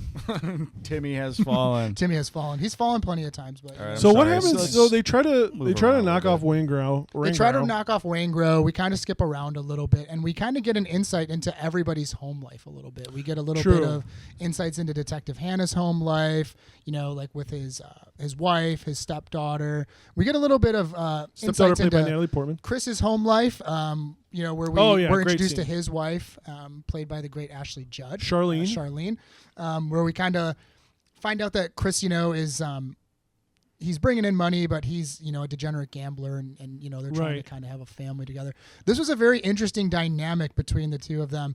I like that you can watch this movie, and you're watching the dynamic between Chris and Charlene as a married couple, and they're having, financial discussions. Yeah. That, like a normal married couple, like if I was like, I'm just clocking into the office today, and my wife stays at home, they're kind of having like the same sort of marital spats, but Right. Chris is a bank robber. And I thought that Right. was just like so, it made it so much more interesting to me because it's just such a normal thing, but like, I guess in the context, you're like, yeah, bank robbers live these crazy lives, and it's like, nope, they really don't. They got No, families. I mean, they just that- live in what houses. happened?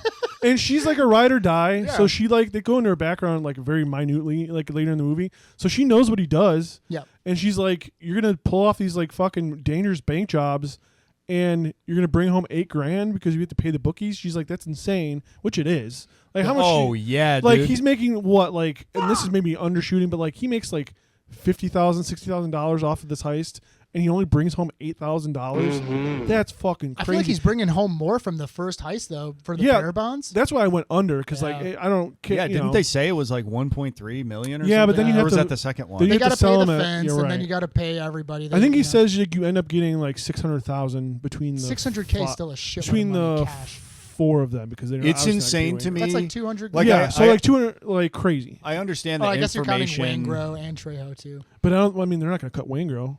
Yeah, they're not going to give Oh, yeah, Wayne Wayne Grow Grow that. doesn't get at discounted. the end of the day.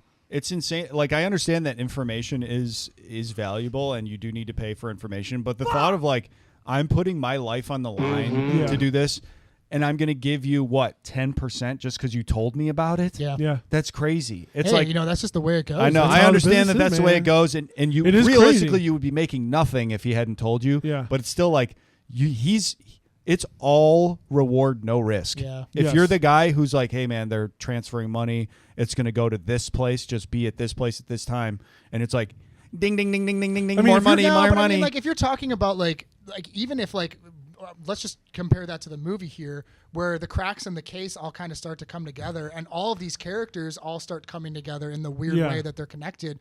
Eventually, if you were like the inside man that's just like, hey, I'm giving you this tip, you're gonna get busted by the cops too and be a part of that. Well, whole do we thing think as well. Kelso ends up going down? Like, I mean, it ultimately doesn't matter, but like I was kind of thinking about that before we I don't know if recorded. Kelso does because Nate doesn't go down. That's like true. Nate's safe. Nate's pretty clean. Yeah, he's clean and he's safe. So Kelso being the guy who tips him off to the yeah. big bank heist. At the end of Kelso's movie. the one who like is he's in a hacker dude. wheelchair. He's a hacker, and he's the one who puts them on to. Played by the great Tom Noonan. He's a fuck great yeah. character actor. Hey, check him out in the other Michael Mann. Manhunter. I'm gonna call him Masterpiece. Fucking Manhunter. Yeah, Manhunter's another The, great movie. I don't know that.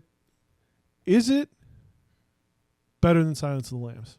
Manhunter? Yeah. No, not for me personally. Interesting. And you're a man lover. and I'm a man lover, and I'm a man hunter too.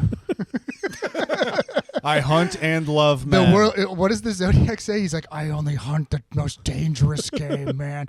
Like, yeah, I'm like the Zodiac. I'm a man hunter. But it's good. It makes you think about it. Ultimately, I think you're right, I think like but it makes you think about it. it's Consider definitely it. not better than Silence of the Lambs. Silence of the Lambs is another movie like Heat that is a perfect procedural is. movie to me. Like it's You can it's- watch it any time. You can too. watch it at any time. It gets better every watch. You pick up on more things every watch. You notice little details, which chat and podcast listeners, if you've listened to this podcast before, we love details. We Yeah. are huge Big on little big details. detail guys. We love details. So yeah, I mean, no, I would not Small say things, Manhunter's better big than Silence of the things, Lambs, but it's also a details. different story too. Yeah, it is. I think it's like a different. I think it's not only is it really good. I like to tell people who like really like Silence of the Lambs to watch it because it is such a different take on like Hannibal Lecter. Yeah. And like on like the whole because like again very procedural, like being like very realistic and like how like the FBI would go about like finding like the Tooth Fairy or whatever. But anyway, Tom Noonan great in Manhunter. Definitely check out Michael Mann's entire filmography. Tom Noonan is in Manhunter. He plays the Tooth Fairy, which if you've seen the movie Red Dragon, is it Red Dragon? Yeah. Yeah. Yeah, that's what Manhunter is. Like that's just the precursor to Silence of the Lambs. Awesome scene with a very awesome needle drop towards the end with William Peterson jumping through the glass window. William Peterson's a fucking great actor too, and I think he's also from What a Chicago hunk as well. in that I think he's movie. a Chicago guy. Is he like a Steppenwolf theater guy? He might be a think he is. Steppenwolf theater guy. Yeah, I well, think he is. chat, look that up and tell Mark, and then he can I'm text breathing me. heavily thinking about William Peterson. He's super fucking handsome, Dude, dude. he's- I mean, in the he's hot in 80s, he was a that and, fucking stud. and Live and Die in L.A. He's Yeah, and Live and Die in L.A. too. We'll cover Kinda that movie smoke. when we get to. Dude, we've been talking about a cities. lot of Movies the about hotties, cities. man. We talked about James Woods last time. Well, Yeah. we did. James Woods, I mean, we're the up most there. notoriously hot man of all time. the hunk of Hollywood hunks. super sexy man. So we get Charlene and Chris, and Charlene bails. Chris, They get into a fight. Chris bails. He jumps into. they're his volatile. Corvette. He breaks something. Like he's got a kid, Dominic. Baby starts crying. He bails in his hot, nice car, and he doesn't know. You don't know where he's gonna go. Dude, his car is awesome. It's pretty dope. Yeah, sick Corvette, dude. And then we also get either before or after this, around in the same kind of like territory in the movie, you get Pacino going back home to talk to Justine, right? Yep. Or is he waking up the next day? He's going back home to talk to Justin. Okay, he goes back home to talk to Justine, and like they're clearly having issues. Yep. They're not quite as volatile as Charlene and Chris. But definitely not that great. And then Yes. you get introduced to Lauren, his stepdaughter, Natalie played by Portman. Natalie Portman, who's clearly has some like mental health Yes, issues. she's waiting for her real dad to come pick her up, and you could tell right away Vincent hates this dude. This guy bails on his daughter all the time. She's freaking out. But Justine wants to talk to Vincent, and Vincent's like, I gotta go to work, and that becomes like the thing that they talk Yeah. about. Yeah. Their throughout the dynamic is very much just he's more in love with his work than anything else. Yeah, and I think he that's can't separate from it. I think that's. We were kind of like this is a dude's rock movie. I think it is very much a dude's rock movie. I think it's a dudes are sad movie. But I right. So I think that there is watching it this time and not watching it with because last time I watched it was very much like this movie fucking rules. So I watch it as that where it's like I'm just looking for like the big explosive moments and it's like how awesome, how cool it is. But watching it and kind of like trying to like pick it apart for like and keep track of things for the episode. And us talking about like how much of a dude's rock movie it is. Damn, son. And then talking about like the female characters in this. You making up for all the drops you haven't been doing lately. Yeah, I'm sorry, listeners. I'm very passionate about heat. This is I've a been real talking a drop lot heavy. on the podcast. Yeah, I and realized I was been like, dropping I haven't it. heard any farts or Adam Sandler or anything lately. Hey, you gotta go to the heat. I guess like the format for that would be that means that like the movies are good. If the less drops are in It's the true. episode, that means that we have Marsha's more fucking things to You can talk locked definitely about. in. tell. You can tell that we talk more like passionately and coherently, like when we like the movie, than when it's like a piece of shit or like really campy, and then we're just like going nuts. Yeah. Those are fun though. They are Those very are good. fun. But hey, listeners, everybody in the chat, we'll have plenty more dog Yeah, shit stick things with for you us. to listen to. Just ride with us for a Yeah. while. We just happen to do a movie we're just gonna be glazing for like. We 3 are the hours. Chris to your Charlene. Yes. Just stick with us. I know Stay- we have stay a with us, degenerate baby. One more gambling chance. problem. We're gonna. One We more have chance, no or money. Neil's gonna set you up anywhere you We'll- want to go. Yeah. His dime. We'll start doing the drops. We'll start doing them again. We promise. Yeah, whatever you want. I do want to talk a little bit about their relationships because when I watched this movie with Kayla, I thought she was really going to enjoy it. She did not enjoy it, and she was like, "It is clear to me that this is a dude's rock movie. It's made for men." And I was like, "What do you mean by that?" I mean, obviously it's all men doing all the shit, and there's guns and everything and bank robbery. But she was like, all the women in this movie are like, they're just all buzzkills. Like they're all nags and they're all buzzkills. And it didn't occur to me. I was telling Josh this on the way here. It didn't occur to me that it could be read that way because I didn't read it that way. And a lot of men do, right? A lot of men are going to watch Heat or like the same way they watch Breaking Bad or the same way they watch maybe Sopranos or something, and they're like, oh, this nagging bitch. Yeah, He's always up his ass about something. It's like, that's because the decisions he's making affect her life and affect their relationship. That's the problem. Especially Justine. I think of all the women in this movie, Yes. Justine is the one that I'm guilty of it too, where you're just like, fucking get off Vincent's back. And I see why Kayla felt that way. And I'm not saying that's the wrong way to interpret the movie. And I'm not saying Michael Mann's like this feminist like icon director or whatever. Because this is a very masculine movie, and a traditionally masculine like movie or whatever. It's very heavy on the dudes rock stuff. But like the ultimate tragedy for all these women, like at the end of the movie, and like you see how these guys have affected their lives. To me, on this watch was very powerful, and it's very subtle, but it's very powerful because Justine, like to skip ahead a little bit, like there's a scene where like Vincent comes home, and I don't know if it's the first or second time he does this, but he comes home, and she's like, "Hey," she wants to talk about their relationship, and she's talking to him about like, "Hey, you're just basically like a ghost in our relationship. You're never here." And like you don't want to talk to me, and he's like, well, and his thing is like he gets defensive and he gets really hyperbolic and he goes crazy. And he goes, well, what do you want me to tell you, that I saw a baby fried in a microwave? Yeah, like you want me he to come like home goes with to that? the No, you highest don't. extreme of all time. And before I was like, yeah, do you want him to tell you that? But this watch, I'm like, all she's asking him really is to come home and be like, my fucking day sucked. I don't want to talk about what happened, but it sucked. I'm fucked up by it. I just want to hang out with you, and just like it's hard for me to talk like about be stuff. present. That's Poo-poo. all exactly. Yeah. That's all. The she bare wants. minimum is that she just wants him to be present, and it's clear that his mind is always somewhere else, unless they're fucking apparently. Right, like she says in like around the scene, the scene we're supposed to be talking about. Yes, Yeah, he's just He's like not not there. really present. When he's there, he's not always there. thinking about work, or he's at work, and it's like that is going He's a to affect horrible the relationship. partner. And Awful. He's a terrible partner. And like Charlene, like they're arguing or whatever, but it's like if you take Val Kilmer's side in that argument, I mean, you're a fucking moron. You're an asshole. Truly, you're dumb, and you Again, should drive into a tree. If he possibly made $100,000 And on he that opening blew it heist, down to $8 fucking grand. and he says, Yeah, that- dude, I'm yelling at him too. And he Yeah, says okay, to dude, but Neil- you know what? Did you even fucking stop to think how much money he could have won, Tom? That's true. He could have fucking made. He could have won so much- millions, He dude. could have made $1 million. Unbelievable. But he you're says, right. You're like, right. Super Bowl- That was selfish of me. All right, Yeah, man. I'm sorry. I'm back. Men's rights. Thank Men's you. rights are super important. Both sides, everybody. And he even tells Neil he's like fucking Super Bowl and something else like He what does. Super He's Bowl, like, he's like, clean me Super Bowl, out. clean me out. So like if you come out of that not being, and he's violent too. Like I don't know. I mean, he could. She's literally like, "Don't go to the casino," and he's like, Yeah. "Fuck that!" And he like tears Yes. shit off the walls and like Acts throws like a a mirror baby. across the house. And like you don't know if he's like ever put his hands on her, but like he might have. Like it's open. It's open for you to think that. Yeah. Because like he seems like the type of guy that would do that. He's a volatile person. They're all volatile and They're violent. all. My biggest takeaway. He's pretty volatile for a career criminal, Yeah, you would which is think it's really weird. with Yeah, a gambling problem. Yeah, normally Yeah. they're so like cool and collected, and Like a willing murderer. They're usually like pretty moral and do the right thing. Yeah. That is so strange A that a willing- career you- criminal would I act think that way. a willing murderer would be more level-headed. Yeah, right. I mean, yeah, okay. He just executed a random stranger on a fucking With no Tuesday hesitation. in broad daylight with no hesitation. But like, I mean, guys, he didn't cheat on his girlfriend That's true. He stayed. or his wife. Well, that's funny when like the kind of the.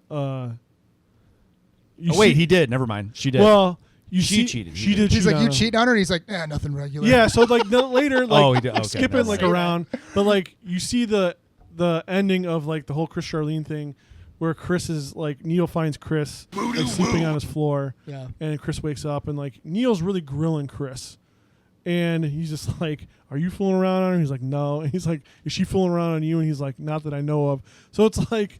He's obviously kind of cool with like Charlene kind of fucking around on him. It's a like little bit. assumed Or he just that kinda it's gets probably it, He but going just to doesn't happen. know. He just doesn't know. Yeah. He again is He's not present around enough to care. to even fucking have the presence. To know I will what say, some what the people hell is. happened to his elbow?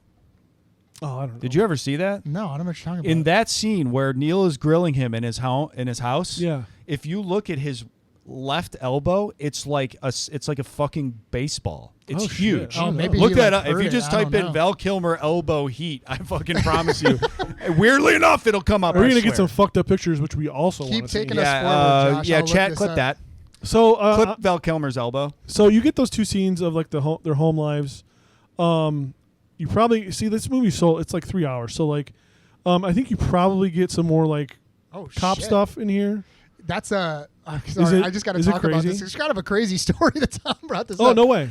So Val Kilmer's noticeable swollen elbow and heat resulted from a serious arm injury sustained years earlier while filming the Doors biopic, where he broke his arm during a stage dive, leading to an abnormal growth or bursitis that became visible in later years and films like Heat. So he, when he was doing his Jim Morrison biopic, he fucked up his elbow really bad and it never healed right. You fuck up your elbow for Jim Morrison. That's crazy that you saw that, Tom. I've watched this movie a million times. I would not have seen that, but honestly, one of my old roommates is Jesus a Christ. huge It fan is of the fucking movie. crazy. And he's like, "Do you ever notice Val Kilmer's elbow?" Dude, that's crazy. I did not notice. I'm gonna have to watch it when I get home.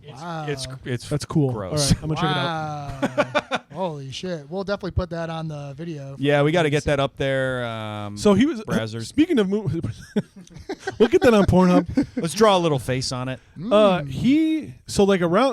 of going into like the background of this movie, he did this movie like concurrently, or he was like just ending his Batman when this started, and he was like, the best thing about shooting Batman was like also getting to shoot a little bit of Heat.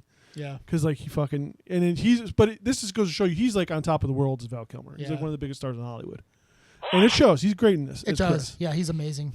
So I'm sure there's some cop stuff after the marital disputes. Yeah, there's a bunch of marital disputes, and then we get to Detective Hannah is following up on a snitch that he has that is like in a chop shop. Is Neil at the bookstore before this? Neil does meet Edie at the diner before that as well. Okay, too. really quick. Like Neil meets Edie, his love interest in the movie. Yep. She works at the bookstore. She works at the bookstore. She's got a cute Southern accent. She asked him about the book he's reading. He's like, "Lady, what business of yours? What I do for a living?" Yeah. And he's being a dick, and he's like, "All right, I gotta be nice." Yeah.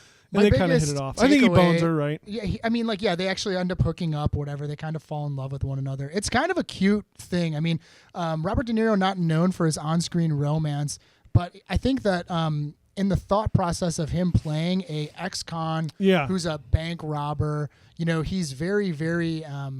his emotions are very hidden, right? And he's very methodical with everything he does in the world that he lives in, which is heisting.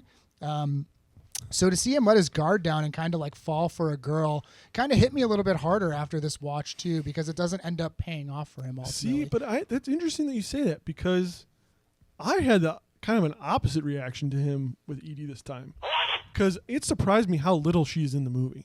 Yeah, she doesn't have a lot going on. If you're talking about like kind of hinted at earlier, I think you could kind of watch this movie taking like a Team Vincent or Team Neil kind of standpoint. I feel like I was usually Team Neil, but watching him this time, he really he talks to her at the diner, he maybe calls her another time, but then the other time he goes to like hang out with her is only after they go to that dinner, that group dinner. Yeah.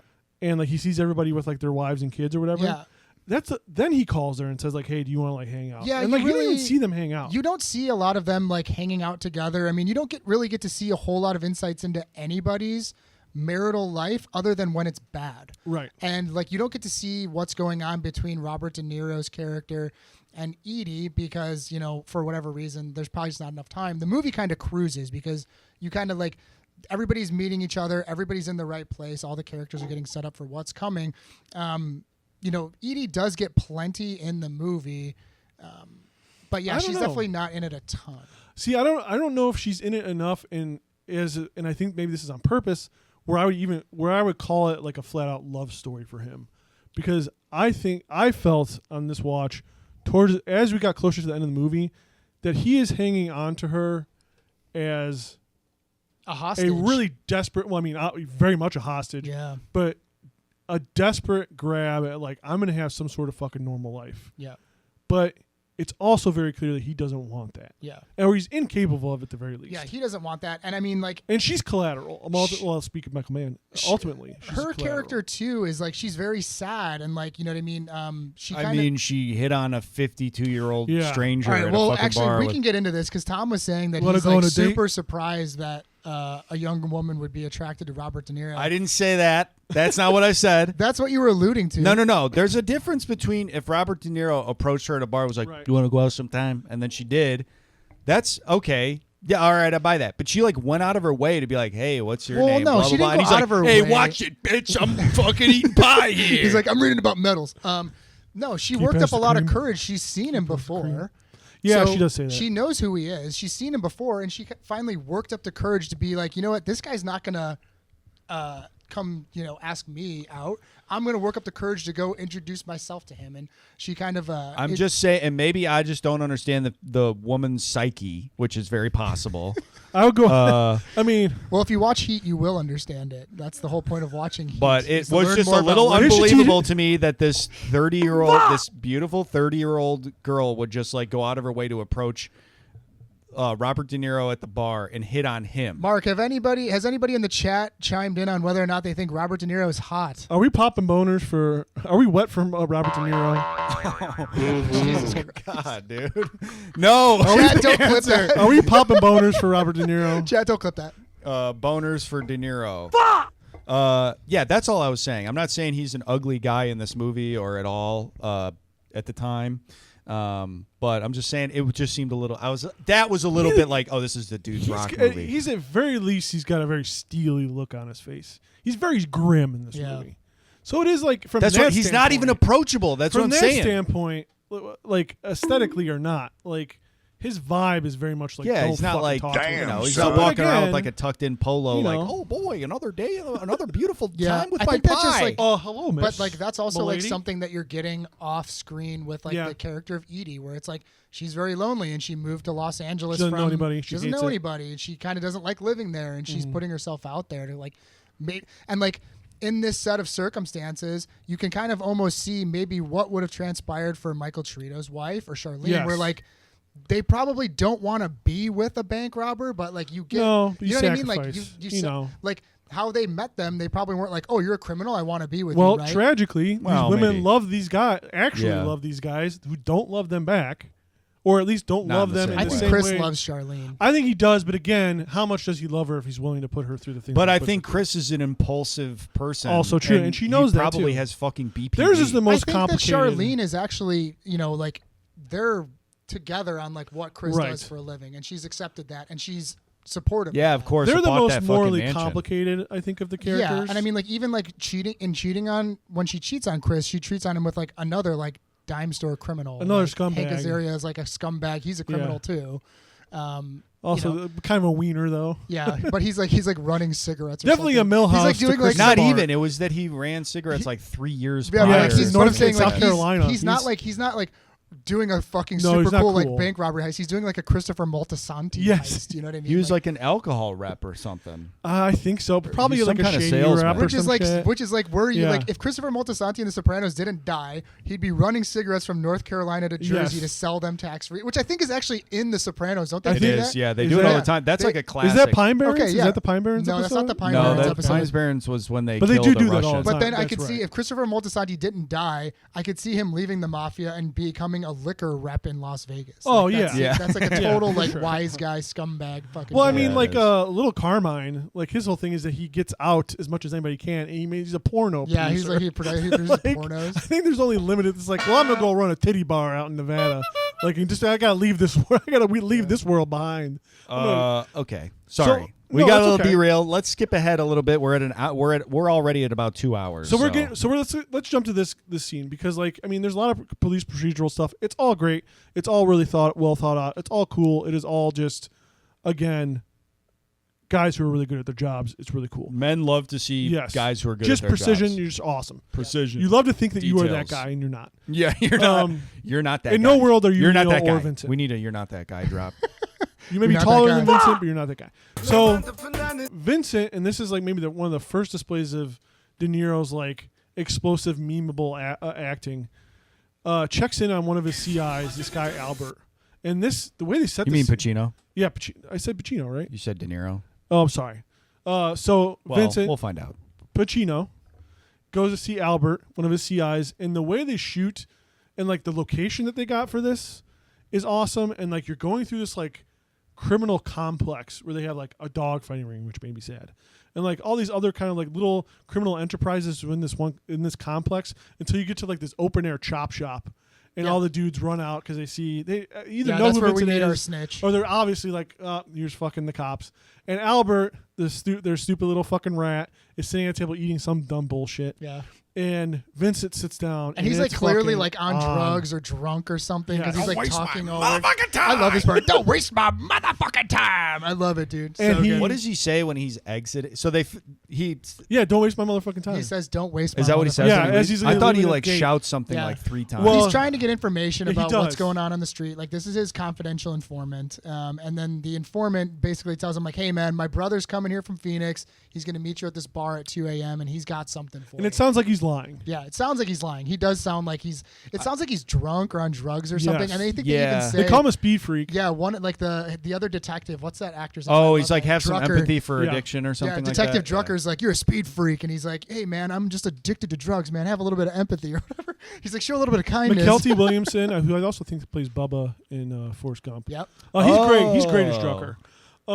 Everybody's great in this movie. And you can kind of feel like Albert's lying to Vincent. That's to the get him off vibe his- you get, but then Well, they end up going to that club, And and he's it's- there with his brother. Yeah. And it's but it seems like we'll get to it. But it seems like a dead end. But But it's another not. great it seems like a dead end, but like in the greatness of this movie and how it carries the plot along, Vincent Hanna is as much reliant on Yes, very thorough much so. detective work Yeah. as much as he's like there's a little bit of luck involved and there's a little bit of we got to break in the Yeah. case, and that's so true to like if you've watched.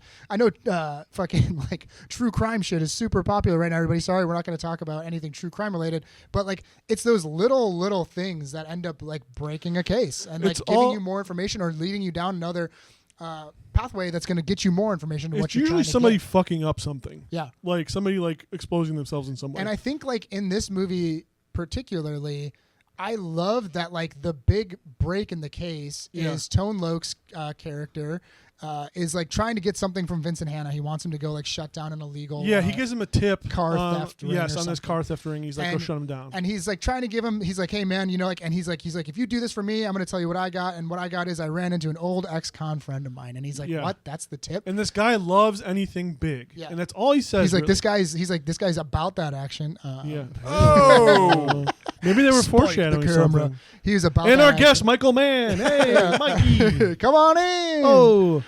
he goes but to Hillsong. He Vincent Hanna's basically like, "Dude, you gave me shit. I'm fucking out of here." And Yeah. then that's when Tone Loc goes, "No, man, I'm telling you, this Slick is." He's like, he's not nothing to be fucked with. And then that's when something goes off in Vincent Hanna's head. He's like, "Oh, Slick." We talked about that early in the crime scene when they're Yeah. going over everything. Like some homeless guy on the TV heard Michael Trito say "Slick," right? He says it like 3 times. Yeah, like Slick. So now he's like, "Okay, well, tell me more about this guy." And then he starts describing Michael Trito's character. And then from that moment, it's instantly they found him based on his tattoos, Another his name, domino. his alias, and now they're able to track everybody. Yep. So now they're not only are they tracking Michael Trito, Tom Sizemore's character, they're tracking Neil McCauley, they're tracking Chris, they're like tracking Trejo, everybody. So now the cops kind of have everything put into place that they want to find out if they're the ones that did this murder, robbery, and bust them. And quick jump back because you said that there's Pacino says something where he says like 3 things in a row. Yeah. And what you're thinking of is Albert's kind of like fucking around with him. He goes, "Give me all you got. That's what. yeah. That is Give me what- all you got." Yeah, that's what I'm thinking. so- and then good. he shakes the table and he goes, "Give me." It's like they go. Yeah, I it's love what Al Pacino's doing in that moment, like where he's like my brother's coming from Phoenix, and he starts singing the song where he's like, "I'll be in Phoenix, I'm gonna leave a Yeah, note yeah. on the door." It's like he's just doing so much awesome stuff Yeah. in this Just to, like part. Weird annoy little the shit. shit out of his confidential informant. Do Just we skip awful ahead displays to? of power. Oh, and when he goes to meet those guys in the club, he like goes up to the bouncer and he's like, "Give me all your fucking money." And the Oh, guy's yeah. like, "Vince, you're gonna get knocked off doing something like that." He's like, "Not before you do." And then he goes. No, he skips- says like, "Not by you, fool." Yeah. Not by Pacino in Not this by you, movie. fool. Yeah. Steven Seagal it up real Yeah, hard. he's awesome in with this the movie. accents. And he goes right past security. That was awesome. He just owns the fucking place. Yeah. So yes, Yeah, they he have was their fucking leads now. awesome. They have He their was so lead on cool. Chorito. Do we skip ahead to them trying to rob? What was the place they were trying to drill through the wall? Yeah, So- that was a platinum robbery. That's what it was. Again, attention to detail. The book that Robert De Niro is reading at the diner is a book on precious metals. He says he's a precious metal salesman, but it's actually because the next heist they are doing is a precious metals heist. Yep. He mentions it when he goes to see Kelso to get the whole bank heist thing. They also hint at like Michael Mann's like thing with like hacking and stuff. He does Black Hat later. Yep. And he mentions like we're gonna do the metal job, then we're gonna do this big job. Yep. So let's go to the big job. Let's go to the metal job. Yeah, the This is metal awesome. job obviously. Awesome. Well, this is where everything kind of starts coming Yeah, together. that's where it starts to The unravel. cops, the police, the Los Angeles Major Crimes Unit are kind of, they have Neil McCauley's crew under 24-hour surveillance, SAS, or what he's called, like SAS or something like that, Yeah. surveillance. And we get to the heist. So they already know this is going down. They've been following them this entire time. They know what they're going to do. So they're kind of parked across the street in a truck, waiting for them to commit this robbery. Ultimately, the robbery never ends up taking place because while they're in the trailer, a dumb cop that's like A dumb SWAT cop. a dumb SWAT cop that is just like annoying everybody ends up like smacking his gun into the wall He of the trailer. sits they're down to hiding. take a load off, Yeah. and his gun hits the wall of a truck, and it barely makes a noise. Yeah, and but it's just enough To that alert- Neil, who's on guard, Yeah. while Chris is drilling through like the safe or whatever, to hear it. And what a great scene where like Neil, Awesome. like Michael Trito's character climbs up the telephone pole and Yes. disables the alarm, Right. and at the same time, Chris's character breaks the lock on the door and he's drilling. And then Neil McCauley comes outside. He's standing on watch while everybody's doing what their other Yes. job is, I and love he's this. standing in the light. And he walks backwards Yes. into the darkness. Into You this can't dark corner. see him. So then the cops have to switch to night vision Dude, mode. And yes. you just see Robert De Niro's face in black and white night vision, and he's just kind of. It's like he's staring directly It's at them in the trailer. He crazy. doesn't know they're there. No. But and it's you a great can't see scene. his eyes 'cause it's Can't just see his eyes, infrared. and Al Pacino's staring right at him Yes. too. And then that's when he gets like he And hears they- the noise, and he gets alerted, and then he goes in and he's like, Chris, heist's over. We're calling it off. We're calling it off, and they don't steal anything. And right before that, like they're doing like the close-ups on Pacino's eyes and then De Niro's eyes, Pacino's eyes and then De Niro's eyes, as Neil is trying to figure out if they have to bail on this. Yeah. And Pacino is just like not blinking, just locked in. I loved that scene where, because in the focus of the frame is on the dark spot, like you see it through like the window or one of the main cameras. Yeah. You see like where Neil is supposed to be, and you only see in like the kind of like off to the side that infrared come up, and it comes up like you're saying, Marsh, is like this kind of like shadowy like ghost thing. It's awesome. It's so good. It's so well placed. Ultimately, Neil decides we're bailing because Neil's whole thing, again, discipline is, and you see this a little bit later with Trejo and everything, is never be afraid to bail on a job. Like that's part of it. Is like getting caught is worse. Getting caught because you decide to go through something that you feel in your gut isn't worth it. That's worse than bailing on it and losing out on the score. Yeah. Because you never want to get pinched. That's the whole thing. Also, like the whole quote of never get involved with something you're not afraid to walk Right. away from Yeah. when Yeah. you feel the heat coming around the corner. Yeah. But never get attached to anything that you can't drop in 30 seconds if you feel the heat coming around the corners. and that is this job right here because he ends up walking away from yeah, it. they bail. And And this they is where wanna- they find out that they're the heat's on them. Like Yes. they got the cops on them. This is where they find this all out because How the they're like, fucking "What the LAPD fuck? How got did us?" this all happen?" That's the thing with me though, with watching this movie again this time and like actually paying attention to it, is like they know that the cops Actually are. paying attention to it. Yeah, because I was literally just waiting for like the shootout scene. Gun, gun, gun, gun, gun, gun, gun. No gun in the scene. Not interested, dude. My eyes are glazing over. But it's like Ain't nobody getting no violent in this scene. I don't know if I want to watch this. this movie isn't very hot. It's like we're definitely aware we're gonna get. When are we gonna get to the fireworks factory? Yeah, Bob? yeah, 1000%. But they know that the cops are onto them. They know that they're getting surveilled, and they still decide to do that one last score, Yeah, because they. which is They- crazy. they- I Because mean, it's like, dude, you know that they're. Yeah. But that You know what I Neil mean? says that. They Neil all says say it. that. They all know what the risk is. And No, they I know, all- but there's a difference Yeah. between like we're gonna go rob a bank and potentially go to prison versus like the cops are already watching us. They're already Yes, onto us. Very much so. Let's rob a bank. No, for sure. No, I get what you're saying. I think that. I mean, I think it speaks to the connection in the beginning of the movie is that like you can kind of assume that like very rarely do things go wrong for this crew. Yeah. And I think it's just like as soon as they hire Waingro for fucking Waingro, everything starts to unravel for Neil. And like he starts to act for whatever reason, he just starts to make every wrong. He goes against his better instincts. He starts to make every wrong choice. Yeah. And he starts being hypocritical. And he starts doing the things that he tells everybody else not to do. And one of them, you're right, is, well, we got the heat on us, but the score is worth it. Yeah. And to be fair to him, he asks all the guys. He says, "Hey, Chris needs the money. Are you in it? Chris needs the fucking money." My favorite line in the movie is he asked Tom Sizemore. Tom Sizemore's like, I'm rolling with you, man. Wherever we go, he's like talking about like you got bearer bonds, you got bonds, you got real estate, you got real estate. You could take your kids and your wife. You could get out of here right now. You got Barry Bonds autographs. You could sell all those. You got one of his syringes. That whole collection of Barry Bonds autographs. You got that bronze statue of the steroid abuser Mount Rushmore. That thing's priceless. And he says to him, and Sizemore just kind of smiles and looks at me. He's like, "For me, action is the juice." I love man. that so much. Action is the juice. He's an action junkie, dude. And he's just like, nothing matters more to him than just fucking pulling off a fucking heist. This is a great moment too. I mean, where they're and all. Trejo's just like, I don't know, I'll do it. That's a funny moment too, where he kind of just like literally knows says, like, why he's not? like, they're like, "How about you?" He's like, "Yeah, I'm in." Yeah, I don't care. But they all have their own motivations, right? Yeah. And it's an important scene here. And I think, if we're going to talk about Neil's motivations, like, obviously the risk reward is it outweighs it for them to like, okay, but I think for Neil, he's starting to see a pattern, right? Because he's somebody who spent time in prison and he's already been in the system, right? And he knows that if he gets fucking sent back there, I think he can kind of see the forest for the trees here. And he's like, I need to make this money so I can get the fuck out. Especially for the thing he's at the like, beginning. my luck is running out. Even if I'm the most professional I can ever be, eventually my time is up and I'm going back to jail. The eyes are on him already. Because not only if he gets pinched, is he going to go back to prison?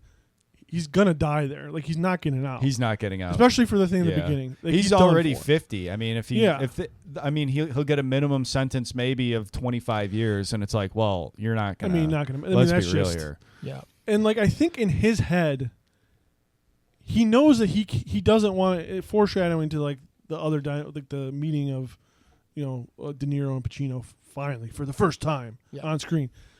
I think in Neil's head, the only way to stop being who he is and stop doing what he's doing, the only gamble he has for that is he has to completely take himself out of he has to leave completely. Yeah. Which is why he wants to score, because he's like, I can set myself up in Fiji or whatever, and I can completely leave this behind because that's the only way it's going to happen. Not only am I going to get pinched, I'm not going to stop unless I'm out of here. Yep. Because this is who he is. Yep. So I think that's definitely the motivation for him. I think you're right. And we're coming up to the diner scene. With that, can we take a quick break really fast? We'll be right back.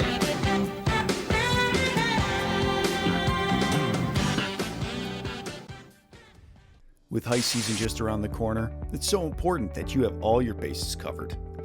You got the weapons, you have the uniforms, you have the cool bandit names, but you have no way to escape the crime scene. Well, don't worry, because About That Action is a proud sponsor of Dropcar by Enterprise. With Dropcar, it's as simple as downloading the app, listing how many people are in your crew, what the haul is, your first and last name, your crew's first and last names, and social security numbers. And you can have peace of mind come robbery day knowing that your ride is safe and secured, and more than likely your information will probably not be released to the police. Robberies are stressful enough. There's no reason to fret about your ride when you download Dropcar by Enterprise. Earn points on each consecutive heist you successfully perform and cash in those points for bigger and better cars. Download Dropcar today for 15% off a blue sedan of your choosing. Don't drop the ball. Drop the car with Dropcar by Enterprise. Enterprise.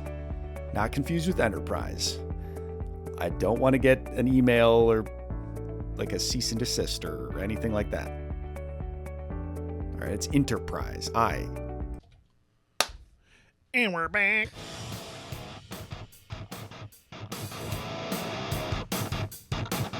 Yeah.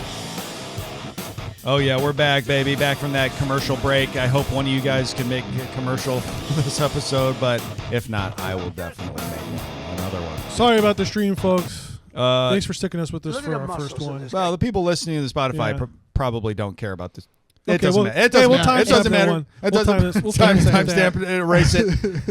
If you're listening on Spotify right now, you're like, "What the fuck are these guys talking about?" And who the hell is Mark? Yeah. I'm just stroking out. Don't worry about it. Josh is like going senile on the show. Stream. The stream. Remember the stream? I'm having like a cosmic, like near death, like experience where I'm talking about like the stream. The stream of consciousness, like that flows stream. through It's all so of us. beautiful. My God, it's everywhere. It's so colorful. So yeah, we've been spending some time on this shit.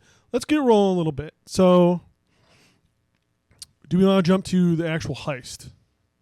No, I mean we're gonna talk about the diner scene. We gotta right talk here. about the diner scene. I'm an idiot. Yes, One of the most gotta talk iconic about the scenes in dinner scene. American film history. I completely agree. Here you have two guys who, in another life, could potentially be good friends. Right? I mean, their behaviors are they're very obsessed with their work. They're very like, I mean, let's be honest, they're pretty self-absorbed. Yeah. Yeah. But in this world, it's like they have to be enemies.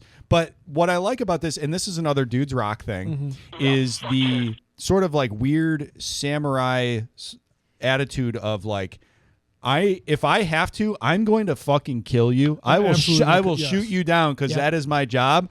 But I also respect you for what you do.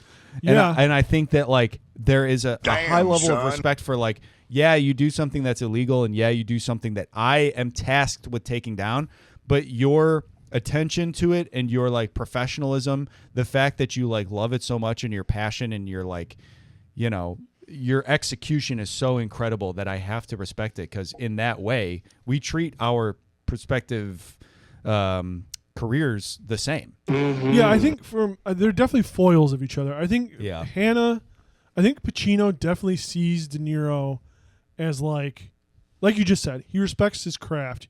He respects like the profession. He respects everything about Neil. He's like, I think because Pacino probably deals with like a lot of dumb motherfuckers. Yeah, and like just the dumbest people doing. And Neil is not that. And he's like, he admires him in a way. Right. And I think Pacino knows every time he's in a situation where he's investigating any crime, I think Pacino knows for sure he's going to get almost everybody.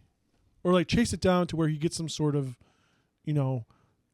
resolution to like what happened. I don't think he thinks that with Neil. I think he's met his match, like you're saying. And I do think they definitely could have been friends in another life maybe. I think that when I watched the scene, I think because when you were saying everything you were saying, I feel like was very much from like Vincent's point of view though, because like Vincent's the one saying like I'm not gonna like having to put you down, but I will, because if you're gonna try to kill somebody who's like got a wife at home, I'm gonna. If you're gonna put down some guy who's gonna make somebody a widow, I'm gonna have to put you down. I'm not gonna like it, but I will. De Niro doesn't really say that. De Niro just says like, well, there's the opposite version of that coin. There's a flip side of that coin. What if I got to put you down? I will not hesitate. Yeah. He doesn't say like he doesn't say I don't want to do it. No. He just says I'm going to do it. And I think you can infer that. I think that because they do smile. I mean, that's one of the dopest moments in the thing is they smile at each other. Yeah. Because Pacino says like, I don't know how to do anything else. And then De Niro goes, I don't either. And they kind of like smile at each other like, I don't want to do anything else. Yeah. Well, I mean, neither do I. Yeah. There's the point where Vincent's like, so you never want like a normal life? He's like, what's a normal life? Barbecues and baseball games? Yeah. And he's like, yeah. And he's like, nah, I don't want that. Yeah, he's just like fucking straight he's up like fuck that. And that's what is that? even... The perfect life? Is that your life? He's like, oh, my life. No. My life's a disaster zone. Yeah. Tom's pulling a good Pacino out of nowhere. Where I have the yips, fucking Tom shines. It's a good dynamic. I'm sapping all of that energy. I think, you know what? Sap away. I love it. But it is like such a powerful scene of like, not only because I think for moviegoers, it's like the first time they're ever on screen together. Yeah.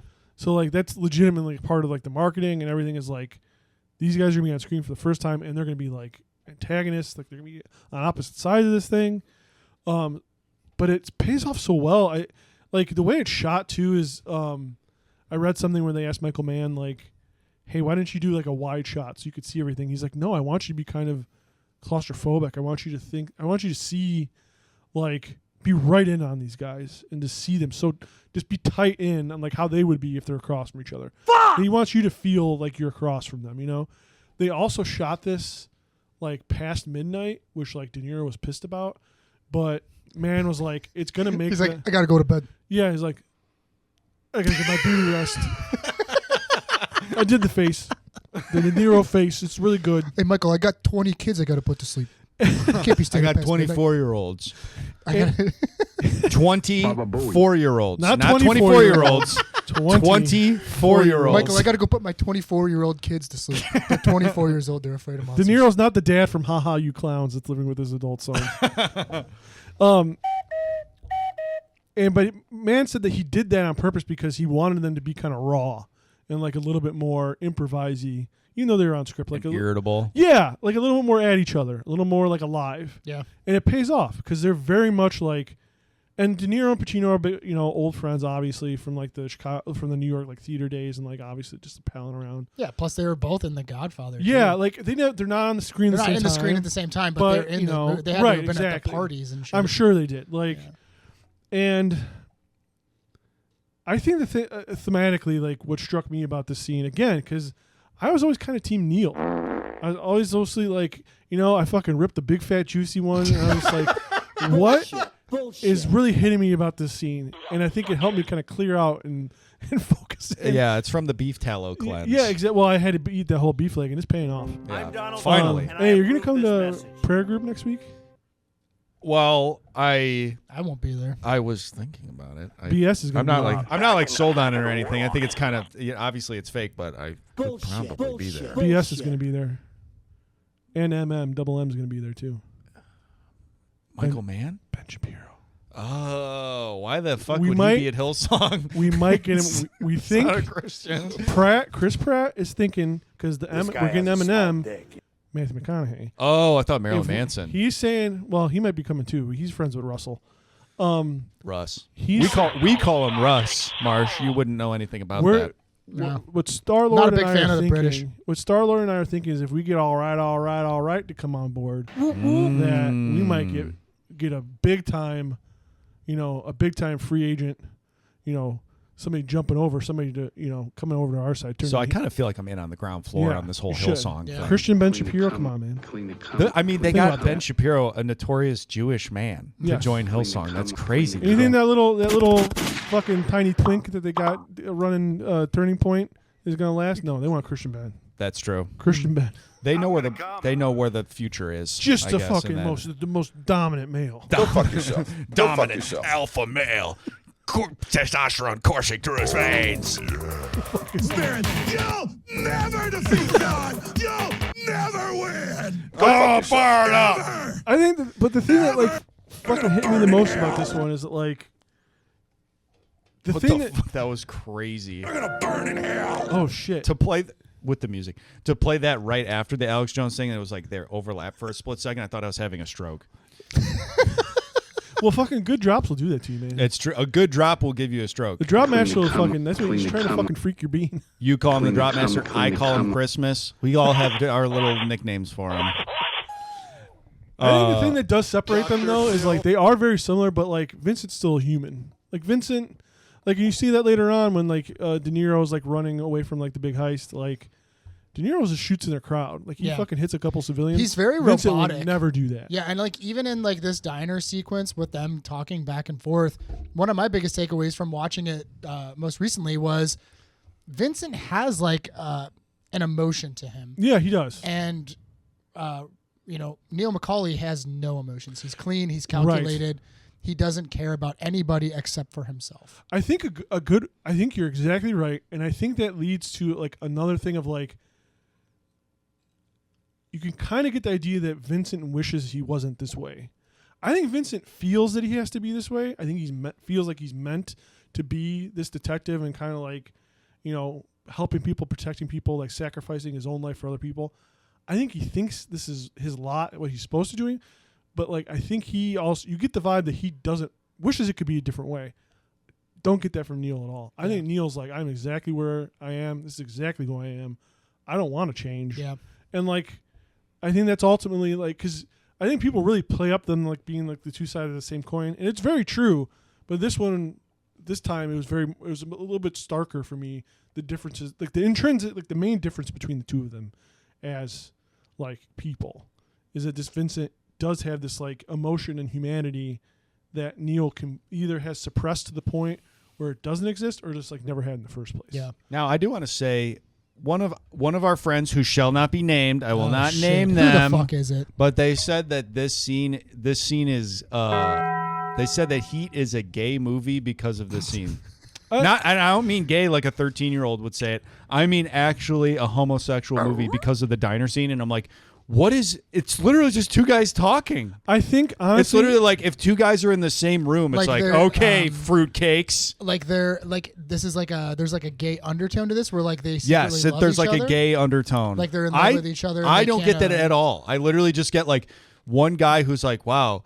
I think that Vince on some level admires Neil's work for being. It's like, man, this guy thought of everything, and he did. And if they Yes. didn't have Wayne Grow, that would have been the perfect heist. I think they we- would have been in and out. That nobody would have gotten killed, No. and they had the cameras fucked up. They had the explosives that were registered under a fake name and all this other stuff. Like they covered all of their bases.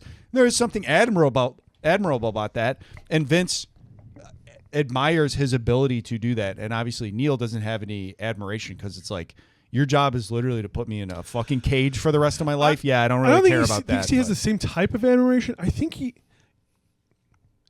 I think he has something about. He sees something about. I mean, Vincent. like I guess like now that we're unpacking this, and he doesn't think Vincent's a pud. I don't think he thinks Vincent is. No, somebody I you think can he fuck knows with. Vincent. Only because, Vincent is I mean- very good at his job. and I don't want to Sorry. talk about gay or queer cinema as a cis man, Yeah, straight man, right? for but sure. I guess like it's hard to not put like two and two together about like any male bonding movie, and especially in this movie. They're not even bonding. But I think we. Keep There's going, a- Mark. It's like they went camping together. There's a bond there. I think like a bond. There is for sure. There's definitely a bond there, and I mean whether that's between Macaulay and Hannah or Macaulay and his Okay, crew. that's fine. There's definitely a bond there. And then like I mean, I guess like now that we're talking about this more, Neil Macaulay does have an interesting dynamic with women where he doesn't seem like he's really romantically into women. And then I mean Vincent Hanna's character is He's very romantically into women. Let's just say that but when he's not like, around women at all. but Like, when he's like- dancing with his wife or whatever, he's like, I just can't get my hands. But off is that you," because or she's whatever his he says. beard? Is that just performative? Like No, it's not. God, this is what I mean. People keep reading too fucking much into this shit. You want to say that Neil is like potentially gay because like the way he views women is very much as a tool or as an accessory. He sees his friends with women and they all seem really happy, and he's like, well, maybe I should do that. And then he goes out and then dates whatever. But he like very much Right. takes her hand. He's like, we're leaving, right? Daddy, That's later, but he just very much is like, you are doing what I want you to do Right. because you're with me, and that's that. And that's how he treats everybody. That's why it's so strange that he gives his crew that option where he's like, you can walk away and I won't even blame you, because he's very much my way or the highway kind of person. He's a very domineering, stern man, which might be I attractive. don't to certain, get it. It's like to certain people. every people in the single population. character in the movie minus be- Neil has like their entire world kind of revolves around their significant other, their wife or their girlfriend. Right. Even the cook guy, I get what you're the saying. Allstate guy. I don't think that it is Michael Mann's intention for that maybe he might say that sometime, but like I don't think it's Michael Mann's intention that these guys want to fuck each other. I think we have gotten to a point in society that, and men have made we have made our own bed in this instance, that any sort of male intimacy, non-sexual male intimacy, is considered either jokingly to like poke fun at us, or just because like we've gotten to that point. Any sort of male intimacy is labeled gay. Yes, that fucking irritate. That's why I it think irritates me. And you know what? It wouldn't irritate me so much if it wasn't. I won't get into it, but it's like, I'm trying not to get into it, but men are in a predicament with this, and I think it's partly our own fault. Not to be too. it's woke. literally a guy being like, I know, but literally a guy being like, "Hey, just to let you know, if I catch you and I will fucking kill you." And it's like, what a couple of homos, huh? How do you think gay people act? Sorry. No, I get what you're saying. I think it's. I'm not saying I don't. I get how people go there. I guess like people with Top Gun. like Top Gun is gay. It's super That movie is homoerotic. gay. Like- There's the volleyball scene. I mean, But Ridley and that's Scott, fine. I'm not Tony even saying Scott it's a bad didn't make thing. It to be like Chat. cinema. He might Chat, have. He made YouTube. it, you know, I'm he not might saying have. it's a I don't bad wanna- thing. If that's Right. the way you want to take the scene, if it inspires you to be that way, like to think of it that way or to view it that way, that's fine. But to be like, yeah, you know, that movie is gay because of this scene. It's like, it's not gay that two guys are literally just talking to each other in public. That's it. That's all. Yeah, unfortunately, I feel like It shouldn't have gotten to this point, is what I'm saying. I'm actually the most progressive one here. I agree that it should have gotten to Dudes this can point. be friends and want to kill each other. Right. That is perfectly straight for men to want to kill each other. But unfortunately for right now, it is gay. Okay. All right, we can move on. I'm sorry. That's the first time I've ever heard that take. I mean, I feel like it was an interesting thing to I mean, it makes digest, sense. I guess. It makes I get sense. I You know? disagree. That's why it bothers me so I mean, much. I don't. Sure. That's not my take. I'm either, but- I'm pretty flexible on the way people view things, but this is one thing where I'm like, Would you say you're hetero flexible, dude? yeah, I mean, obviously. I go to Hillsong. Thank you. I don't commit sin like that. Speaking of, Hillsong. I don't know. It's a Hillsong, I guess, and Hillsong and traditional marriage, as people from Hillsong would probably view it. Yeah. What leads into the diner scene is, Pacino and Vincent and Justine having another fight. Yeah. Where she again kind of says like, "Hey, you're not fucking here." Oh no, he comes home from doing something. He's always out. He's never home. He comes home at like midnight. Oh, also, And I'm sorry. Go ahead. Before we pass on and I die. You're tired of seeing Drag Race on TV. I'm tired of seeing Drag Race on TV. We need to think about the young boys. Like you said last Dude, time. you're gonna fit in so well with group. I did. You're gonna fit in so well. CP, I can't wait to meet you, Chris Pratt. But The Terminalist, man. when Al Pacino's character is initially introduced and you see the house he's in, Yeah. I was like, there's no fucking way he's making that kind of money. But then he explains later, he's like, I'm in my wife's dead tech husband's house, Yeah. mansion, Postmodern bullshit. modern bullshit. What are you doing? Vince is very funny in this fucking And I was movie. like, okay, at least they explained that, because I was always wondering, like, dude, that house is crazy. Although Dude, I it's will nuts. say the house is huge, and it's like this beautiful sort of, whatever, glass Yeah. wall loft kind of thing. Right. But the kitchen is like, did you notice how Tiny. it's so tiny, small? I don't think people cook in L.A. They must I not. don't I don't They know. Like, must Mark used only to go out live to in LA. restaurants. do they really cook in L.A. like a lot? Mark, did you cook in LA a lot? You did? Mark I don't did. know. Was your kitchen tiny? I feel All like right. a joke about like Maybe that's just wealthy how it people is. in LA is like you just they don't cook. I don't know. Maybe I'm fucking making that up. Were you wealthy in L.A.? No. All right. Well, we're talking to the wrong person. But I mean that does speak to like a thing of like this is such an LA movie, but it's a different side of LA. Like Mark, I guess you would have like insight into that. Is it like you don't see this LA ever in movies? And I mean, I know a lot has been made about that, but like no one, like you hear about in other podcasts and stuff. People talk about like no one goes to downtown LA. Like Oh, you mean like the creepier, darker side of Los Angeles? yeah, like the more like the trains and stuff. Mm-hmm. Like no, you would pull somebody off the street and be like, hey, what big cities have trains? And they'd say Chicago, New York. Like Yeah. It's true. they would not say LA. I think L.A. Like, is kind of known for having dog shit transportation. yeah, it's a I driving. think they have city. like a train station that has like 2 stations in it or something like that. It goes what? Mark, does it go from like Santa Monica to like it has like 2 stops or something, right? Nick Weiger from the Doughboys fame, he famously takes the choo-choo. But he's like the joke is that he's like one of the only people. And just like downtown LA is all these like big business buildings, but it's like very much it's in Los Angeles, but you don't see like Hollywood Walk of Fame. You don't see anything related to film industry. Yeah. You don't see any kind of like weird hippie people, Which is Like, you good. I don't don't see- want to see that. No, it's awesome. It's a different take. I don't It's want to cool. see weird hippie people anywhere. Absolutely not. And don't fucking listen or watch our podcast if you are. The crunchier your granola, the less we want you to listen.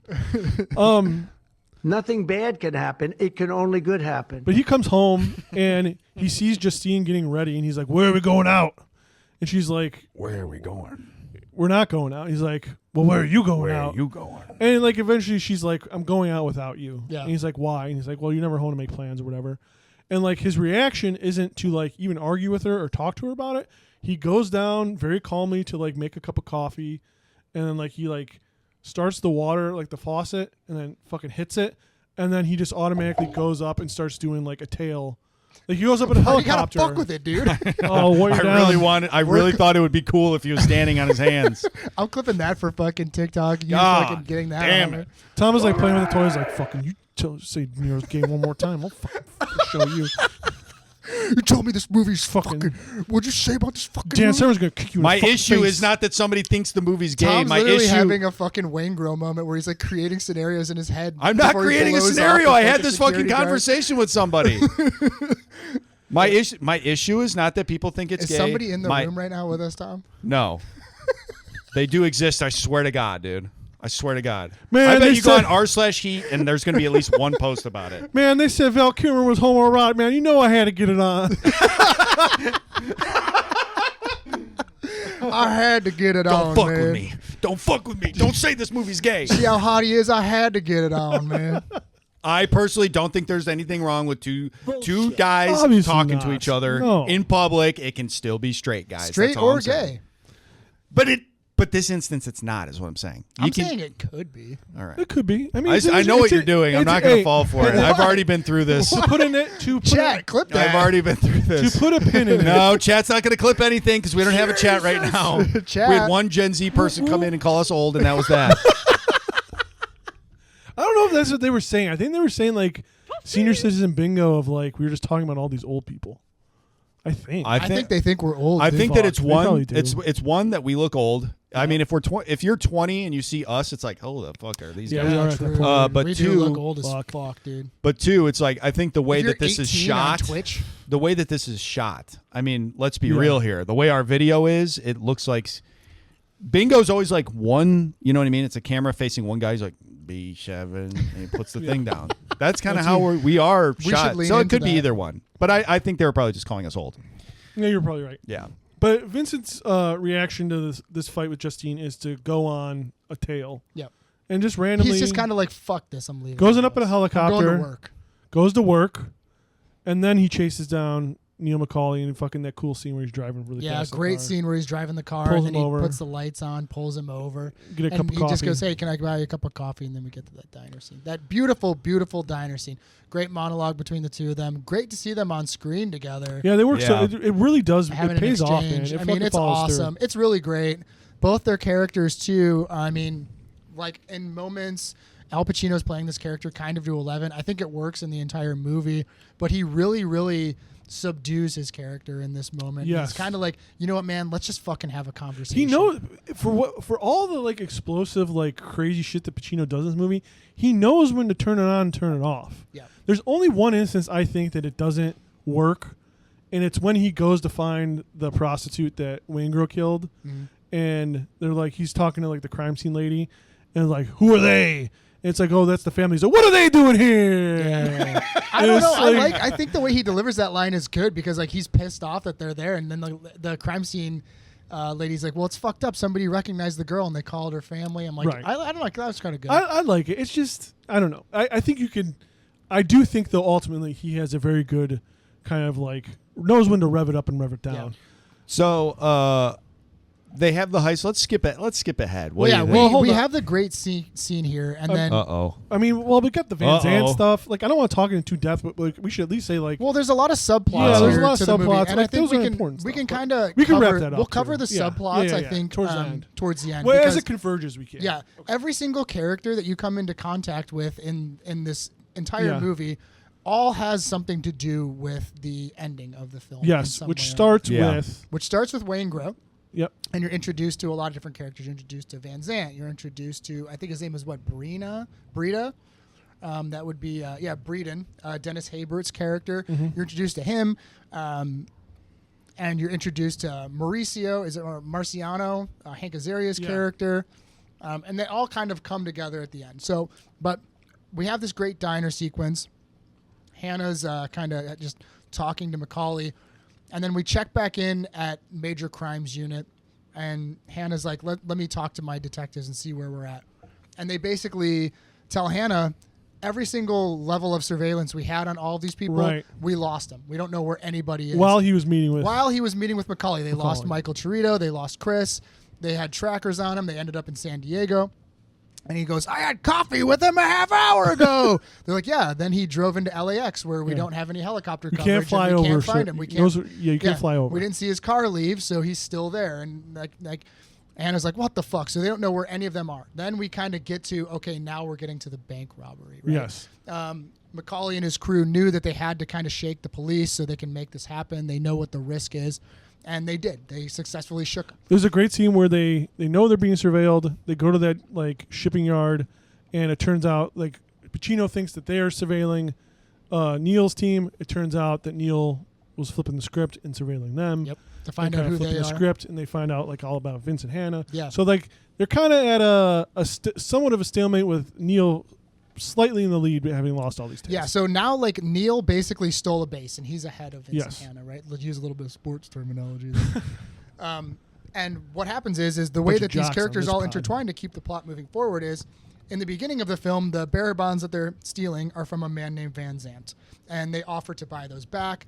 Van Zant tries to set them up. There's an awesome action set piece where Chris In is the on the abandoned roof in a drive-in. sniper's nest, and they're shooting at each other. Very cool. Michael Cerrito comes out of nowhere with a shotgun, blows Blows you it through, away, that's awesome. crashes a truck, and we get the great sequence where Neil McCauley's on the phone and he's talking to Van Zant on the phone, and he's like, I don't even want your money. He's like, I'm talking to a dead man on this line. I'm going to come and kill you. Yeah. So what's happening, right, is Van Zant's kind of losing his fucking mind, constantly thinking that Neil McCauley's coming to kill him. Sleeping in his office. And at the same time this happens, we see our character Wayne Grow trying to get put on into a new sort of, he's reaching out to old contacts from prison. He's saying like, hey, I was in Pelican Bay. I'm looking for something heavy. I'm a cowboy. And he gets turned on to Van Zant. And the bartender gives him his contact information.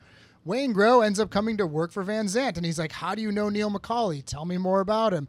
And Wayne Grow's like, oh, yeah, man, we set up some big time scores. So Wayne Grow ends up, working with Van Zant. And he's like, even though you haven't seen him, he ain't forgot about you. Yeah, and he's going to come He's fucking thorough. kill you. Yeah, he ain't going to forget about you, pal. So we kind of get set up right now where they're in the diner and the heist is about to take place. Yes. And Big heist worth like $12 million. yeah, this is the $12 million bank heist. This is the whole thing, all the marbles, right? And they're getting ready, and they're like, hey, man, we kind of know that guy that's in the line cook in the back. And Neil's like, don't we know him, Chris? And he's like, I don't remember him, whatever. And Used to bunk with some guy. Trejo calls up Neil. Trejo's the getaway driver. And he's like, hey, man, I got the cops on me. I can't shake them. What do you want me to do? And he's like, don't worry about it. We'll figure it out. They go and ask this guy working as the line cook, Breeden is his name, Dennis Haysbert's character. Hey, dude, we got a thing going on right now. Do you want in on it? I got to know yes You or gotta say no right now. And if you, obviously, if you're listening to this podcast, I'm assuming you've seen the movie Yeah. Heat before. Dennis Haysbert's character is a recently released ex-con On parole. who's in a work program with a piece of shit fucking manager of like a pancake house. Hates his fucking life, has a very, very supportive partner. And yeah, he's just like, I'm sick of this. I do think that his character is kind of pointless. I think I get the concept of like he's out on work release, and it is kind of like the ego of I used to be this big time hitter, and now I'm fucking grilling for this dickhead and blah blah blah. And his girlfriend or his wife or whatever is trying to tell him like, I'm just proud that you're out and you're trying to do the right thing. You're trying to live the right life, and you're leaving your old life behind. And so you feel really bad for her. She's a very sympathetic character. But then it's like, obviously the heist happens and some people die. And then, they see a lot of the partners of these criminals see the aftermath on television. They see it on the news. And it's just kind of like, you're literally introduced to this woman who's just like, I just want you to know that I'm proud of you and I love you no matter what. And then you don't see her again really until she finds out that he died. Right. And it was just kind of like, what the hell was the point of that? He's definitely a thematic character. Yeah, and I mean, he represents a theme that I think Michael Mann was very into for this movie, which is the prison system creates more than it rehabilitates criminals, it reinforces and builds criminals.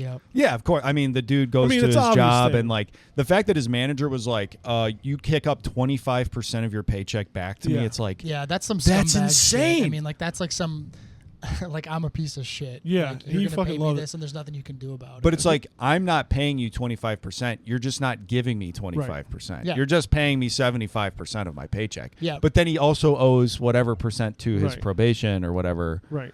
So it's like he's going to be walking with no money. It's like, of course, what do you think he's going to fucking do? Well, it turns out, and I never thought about this, it's hard to be an ex-con in America. I had no clue. Trying to turn your life around. I had no definitely, clue. I mean, He's a throwaway we know character. that now, but that's it. I think that's what it, go ahead, Mark. Yeah, sorry. he's a throwaway character, but his character ties the entire plot together. And also, if you're looking at the juxtaposition of like, you have Vincent Hanna and his home life, which is fucking awful, and then you have Neil McCauley, who doesn't have a home life at all, and then his crew members have home lives, but it's like a different level with the criminal aspect. And then Dennis Haysbert, you know what I mean, just somebody that's just trying to get by and make ends meet. Yeah. Maybe they made some bad mistakes, but he has I think it's more sad to me watching it now, especially with his partner. I think his partner's name is Lilith in the movie. Lillian. Okay, yeah. And, you know, like seeing that take place, especially like how supportive he is, for him to like break bad again and then ultimately meet his demise, you know, like to just jump into like something, you know, to just do it last minute because whether he wants money or whether he wants the action or whatever, ultimately it's pretty sad what ends up happening. Yeah, it sucks. I think it's a powerful scene. No, too. it is sad, and I get that. No, but it is. But it's like overall, he doesn't really add anything to the actual plot in and of itself. He's needed he in is, this movie. We need him. You think so? I mean, yeah, because I mean, ultimately we find out. I mean, we can get like we'll cover the bank robbery sequence in full, but I mean, the entire reason why they need Dennis Haybert's character Breeden to drive is because Trejo can't. And then you find out that Trejo him and his wife got killed by Wayne Grow and Henry Rollins, and he gave up everything. Yeah. That's how Vincent Hanna finds out about the bank robbery, because they beat the shit out of Danny Trejo to tell them, and then they snitch on McCauley to get him brought into jail so he doesn't kill Van Zandt. I mean, I'm laying a lot of chess pieces out there right now, but that's ultimately why, like, you need a Dennis Haybert. They need somebody else to drive. They needed to get Trejo out of the game. Yeah, so somebody snitch. could snitch. Yeah, I see that. Okay. Because without the snitch aspect of it, you know what I mean? And I guess you can't just be like, yeah, I guess it is like a little bit better that they give you something instead of just like them randomly at a diner. It's like, hey, remember that guy? Let's have him drive. I think it's cool too how they tie everything together, right? Like Van Zandt needs, like, Wayne Grow's out there and they want Wayne Grow dead, right? And Van Zandt needs Wayne Grow because he doesn't want McCauley to kill him, right? And Van Zandt ends up, like, everything ultimately ties back to Wayne Grow. But I love that, like, Van Zandt tries to kill them, then they're going to kill Van Zandt. Van Zandt needs somebody to protect him, and not only does he need somebody to protect him, he wants McCauley off the street. Yeah. So he has just as much motivation as, like, Wayne Grow to kill McCauley, or, like, have McCauley get taken into jail by Hannah, like, to snitch on him, be like, go get him, right? Get him off the streets because he's going to fucking kill me otherwise. For sure. So I think the way that everything gets tied together and kind of wrapped into a nice little bow, while it might come off a little bit muddied, I think it's pretty tight for the most part, but I think I'm on board. I'm on board with it. Yeah, I mean, I don't necessarily. I think I'm more leaning a little bit towards Tom on it, but I get what you're saying. I think it's, you know, he's there. It's not that he's there for no reason. But you know, yeah. Anyway, let's get to the heist. So when they were shooting this thing, it was listed in the production schedule as World War III, because it's insane what they did for this. It is insane. Something you about are the holding sound. a gun right now. Because I'm thinking about the fucking heist. Ready I'm to going shoot fucking me, crazy. dude? It's something with the sound. Like he wanted live sound, so it's not ADR or something So they like were that. going to use ADR, but it sounded like shit. So everything that you hear is live ammo. It's amazing. And they're all live blanks. And they used like 800 to 1,000 rounds every time they shot the scene. Yeah. And they're shooting real guns. They had a former SAS guy come in and show them how to use. Like, all those guns, so many rounds, and no one died. Really makes you think about Alec Baldwin. He only had one, and that was a mistake. If Tom Sizemore and Val Kilmer and Al Pacino, 3 guys, can do that, Really makes you think, huh? and 1 guy can't, what's wrong with you, old Al? I'm gonna fucking kick your fucking ass. Fucking fat little pig. I love that. I fucking love that. I'm Donald Trump, and I approve this message. All right. But yeah, so like that's real ammo. That's the real ammo sound from when they shot the scene. It's Probably it sounds one of, fantastic. It's fucking let's just loud. say this. Like, It I is mean, so loud. Everybody knows, like, all of the. Well, maybe not everybody. I mean, we can get into a lot of stories and anecdotes about this, but let's talk about this in action movie I mean, this is one of the best action set pieces ever created. Yeah, Absolutely. 1000%. I mean, Iconic. is it not the best? It might be. It's up there. Huh. Best like shootout, best heist scene. I mean, best anything. Like Best take, action take set- every set single piece? action movie you've ever seen in your entire life, right? I like one comes to my mind instantly. That's not this, and it's it's Terminator 2 when he's mowing down all the police cars with the minigun from Cyberdyne building. But this one, I mean, I can't think of anything else. Like the other one I thought about was also Terminator 2, which is the Bridge. the ravine like semi truck. okay, with the dirt bike and the Yeah. motorcycle. Yeah, That's pretty rad. I mean, I feel like for me, dude, this is number one. This is the best action set piece ever put to film. It is pretty awesome. The sound is fucking phenomenal. The way that they shoot it is awesome, and you really get to see the difference between Vince and Neil, like you were talking about Yeah. earlier. Like, And you get to see Vince Neil. He's in the background. and Vince Yeah, Neil's Vince Neil. yeah, yeah. He's like, Hit me with the Jizzy Dizzle. The Jizzy Dizzle. Kickstart my heart, baby. I look Damn, great dude, now. we need a fucking. We need. Don't a, Google me. I we look need a great. modern Vince Neil I'll drop. get I don't some want Vince Neil old. I drops. want like. Wow. Hey, listeners, don't Google me. I look great. I assure you. Yeah. All right, sorry. He's like That's a really standing. If you irritating look in thing. the background of when they're at the supermarket, you can see Vince Neil standing there. He's eating an ice cream in the background. His headband and everything, dude. He has like a leather vest They on. told him he didn't need to eat ice cream even during the like rehearsal takes, and Yeah. he's Yeah. like, "No, I insist." Yeah, He's and like, I- it's a realism to this character, man. Yeah, dude, it's crazy because like Patton Oswalt wasn't in this movie, but he wrote about Vince Neil being in this movie, and apparently Vince Neil just like would not stop eating all the catering, Yeah. and they're like, dude, you're like a bit player, like you don't get to eat this every day, and, And he's he- like, it's so good. And And they actually, shot his Patton stuff like Oswalt. first. What's He crazy was there is the whole production. Patton Oswalt actually wrote this in the same article. I read the article. Yeah. The more Vince Guardian Neil ate, article. the shorter he got. Yeah. Whoa. Yeah. So he would get shorter but wider. And it then was mo- like a really weird. He has like a weird condition where he gets shorter when he eats more, I think Yeah. it's the same thing that, and his or- feet get bigger. and he starts to look more and more like your aunt who chain smokes. Disgusting. Yeah, and they said that like he had this whole weird thing where he'd be like, "It's shrimping time," and like there was no shrimp there or anything, and they're like, "What the fuck are you talking And he started about?" pulling out of his pocket. I was gonna say he Yeah. had pocket shrimp. He had his was own the thing. shrimp, yeah. He tried to trademark. You know what it, they call fucking that? fell through. They call it lint shrimp. Yep. Hell yeah. Yeah. Vince Neil, lynch shrimp. Yeah. Vince Neil's. That should lint be his shrimp. title of his comeback album. That's his autobiography. Yeah, he'd be like pulling needles out. Way and better shit, than and then, the like, have dirt. Shrimp everywhere. Just a disaster. Yeah. It was a total disaster. Can He you had imagine shrimp sh- skewered on the. Shooting up heroin with shrimp skewered on the syringe. It's like a hibachi grill for heroin hibachi. He's like throwing him up in the air, trying to catch him in his Yeah, he mouth. catches him in his mouth after he shoots up. He's all fucking. No, it's kind of yeah. All right. Well, we Syringe don't full need of to get into cocktail it, but- sauce. All right, let's not make fun of Vince Neil's drug addiction, Tom. I mean, I don't know why you even brought that Fuck up. you, dude. I yes-anded you on that. Yeah, I think you know what I mean. If it's not, it's up there. I can't think of any else. So I mean, that probably makes. Yeah, it I the mean, I greatest. think we should also like kind of like table this too. Hit us for, up like, if you got any better. Yeah, hit us up too if you're listening and you think of I mean, I'm open for Yeah, absolutely. conversation. This is a about fun it. debate. This is a good one. Not Yeah. like a. I can't think of anything else. I mean, this is the scene. Like, So they get.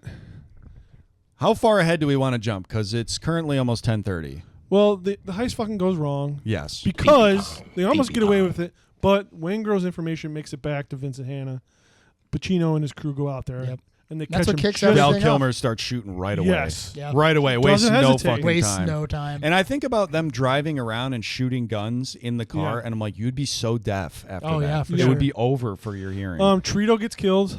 Torito Yeah, gets killed. picks up a kid, Breeden gets gets fucking killed. Breeden gets killed. shot in the head Like right away. by Hannah.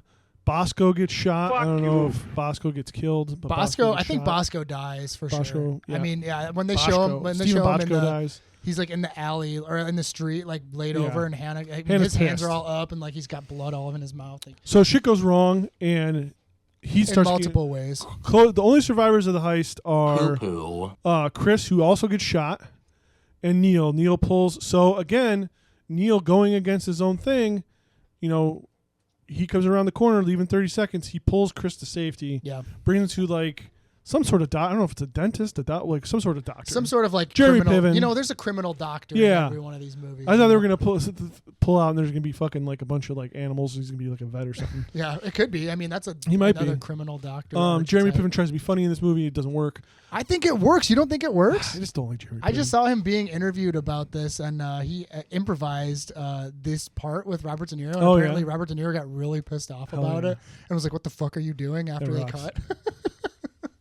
Oh, my daughter bought me I this. think Jeremy Piven's actually really, really good at this part. He works. I mean, he's a smarmy little dick. Yeah. So I mean, yeah. I didn't realize he was that old. Yeah. He's an old guy. Because I only know him from he must have been really young in this movie. He's but in I his only know 40s when he's in Entourage. He's got to be in his 40s. Yeah. That's crazy. I just didn't. I was like, holy playing shit, he's up senior there. citizen bingo on our Twitch, dude. With us. Fuck you. He's a gold member for senior citizen bingo. Send me some fucking money, dude. You have enough. Yeah, it's true. And I'm from Chicago too. And Yeah, fuck you, Jeremy. Oh, is he from Chicago? I think so. Yeah. Oh, Chicago fuck guy. you, dude. No, not fuck you, dude. We love you, dude. Come be on our podcast. Oh, okay. We love you, man.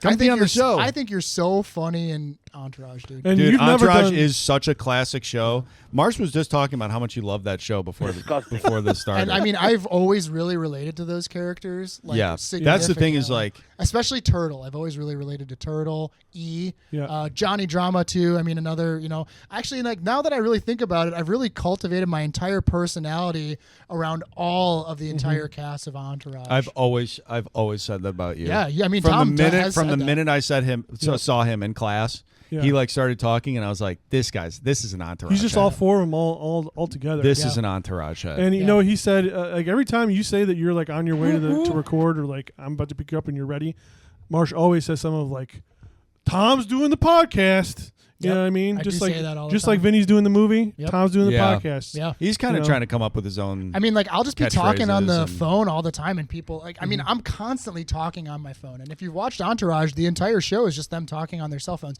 And that is something that I do. I'll be in public, I'll be talking on my phone. and I'll be Loudly. like, hey, look, guys, like, fucking $5,000? No, it's not happening. I'm not even getting out of bed for that. And, people don't know what I'm talking about. Maybe I'm not talking to somebody on the other end of the line, Yeah. but it doesn't matter. Like, But people need to still know that think you're you're fucking like cool. that. You know what it Yeah. is? It's the appearance. Yeah. Yeah. If you Dude.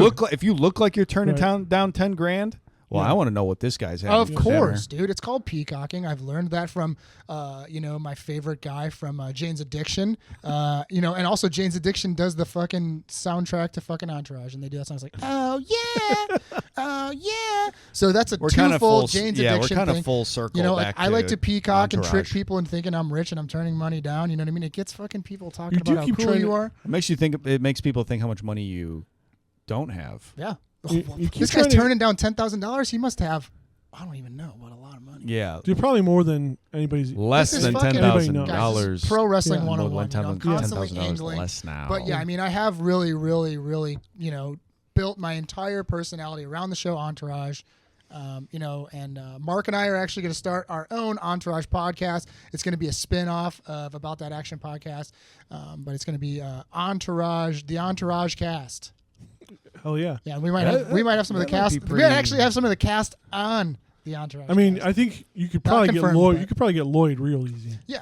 Once we get Lloyd He for probably ain't sure. I doing mean, he's nothing. probably on Cameo, dude. He'll probably do it for like $10. Lloyd, if you're listening to this, get on the Entourage. Yeah. And you know cast. that I'm gonna fucking offer him less money too. To do Yeah, it. absolutely. I'm gonna be like, Lloyd. Because he'll take the it. that most fucking important. loser. The most important thing. Well, I'm constantly making deals. You have to constantly, always lowball everybody you talk to Nonstop, all yeah. the time. Yeah. Christmas lowball. That's negotiation, man. That's negotiation. Yep. Yeah. You're not gonna start off high. I'm always Sorry. dealing. You know what I mean? Like when I go to the gas station, they're like, "No, dude, it's a set price." I'm like, "How about $3.75?" Yep.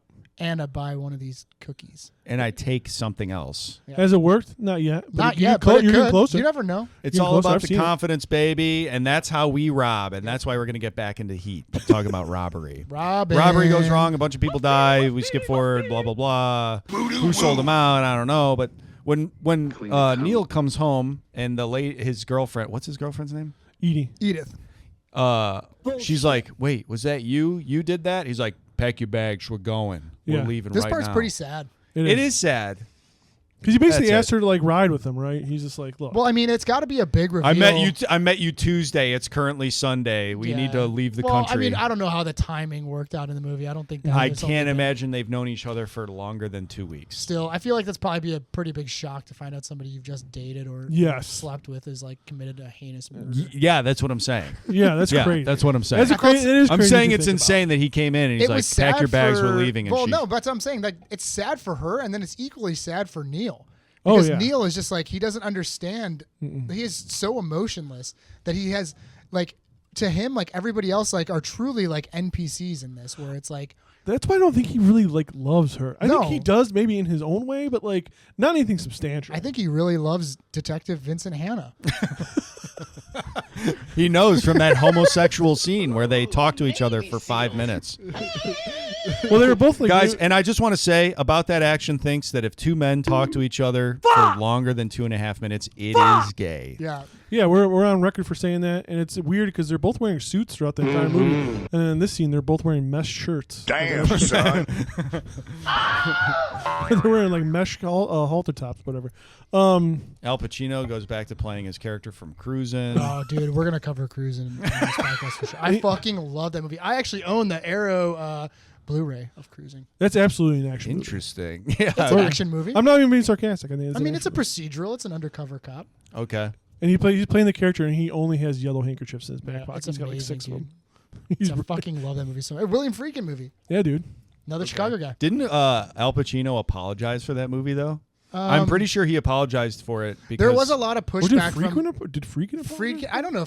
William Friedkin does not strike me He's as the a type of fucking person who freak. apologizes for. No, that's what I'm saying. Like, yeah, I like can't I don't imagine. think he would. Maybe I think Al it was Pacino Al would. Pacino. Yeah, when the movie came out, it did get a lot of backlash from like gay rights organizations, and kind of rightfully so. But I do think that the movie it was given some time, and I think that there's like a big kind of reevaluation. Yeah, like people are like, no, this is an important like piece of queer cinema, even though it is made by straight people. But regardless, it's a time in gay culture in the 1980s that's very not talked about and definitely not on film. So, Yeah, I think that's part. From what I understand, like, and again, if I'm completely wrong, I'm sorry. Yeah, if I'm wrong, like if there's Yeah. any I'll go people fuck out there, myself, just tell me to seriously. shut the fuck up. But I think like it capturing kind of like the leather scene in New York around that time, I think is a historically like kind of big deal. Yeah, and I think that we should stop talking about Cruising and talk about the movie now. Well, because oh yeah, we're at like 3 hours well, now. dude, we so- did like over 3 hours for Kill Bill, dude. No, we did just under 3 hours. He for Kill is Bill. he is a 3 hour movie. hours. Kill Bill was 4.5 hours. You think we should have Okay. done 4.5 hours? And for we Kill rushed Bill? through it, dude. We barely fucking It's talked true. We about barely. it. I know. It's such a shame. When we were wrapping it up, we're like, oh yeah, and we forgot to talk about like all these major characters. in We're it. at least like at the end of this movie. Yeah, we've cruised. I through think this we covered Kill Bill pretty well.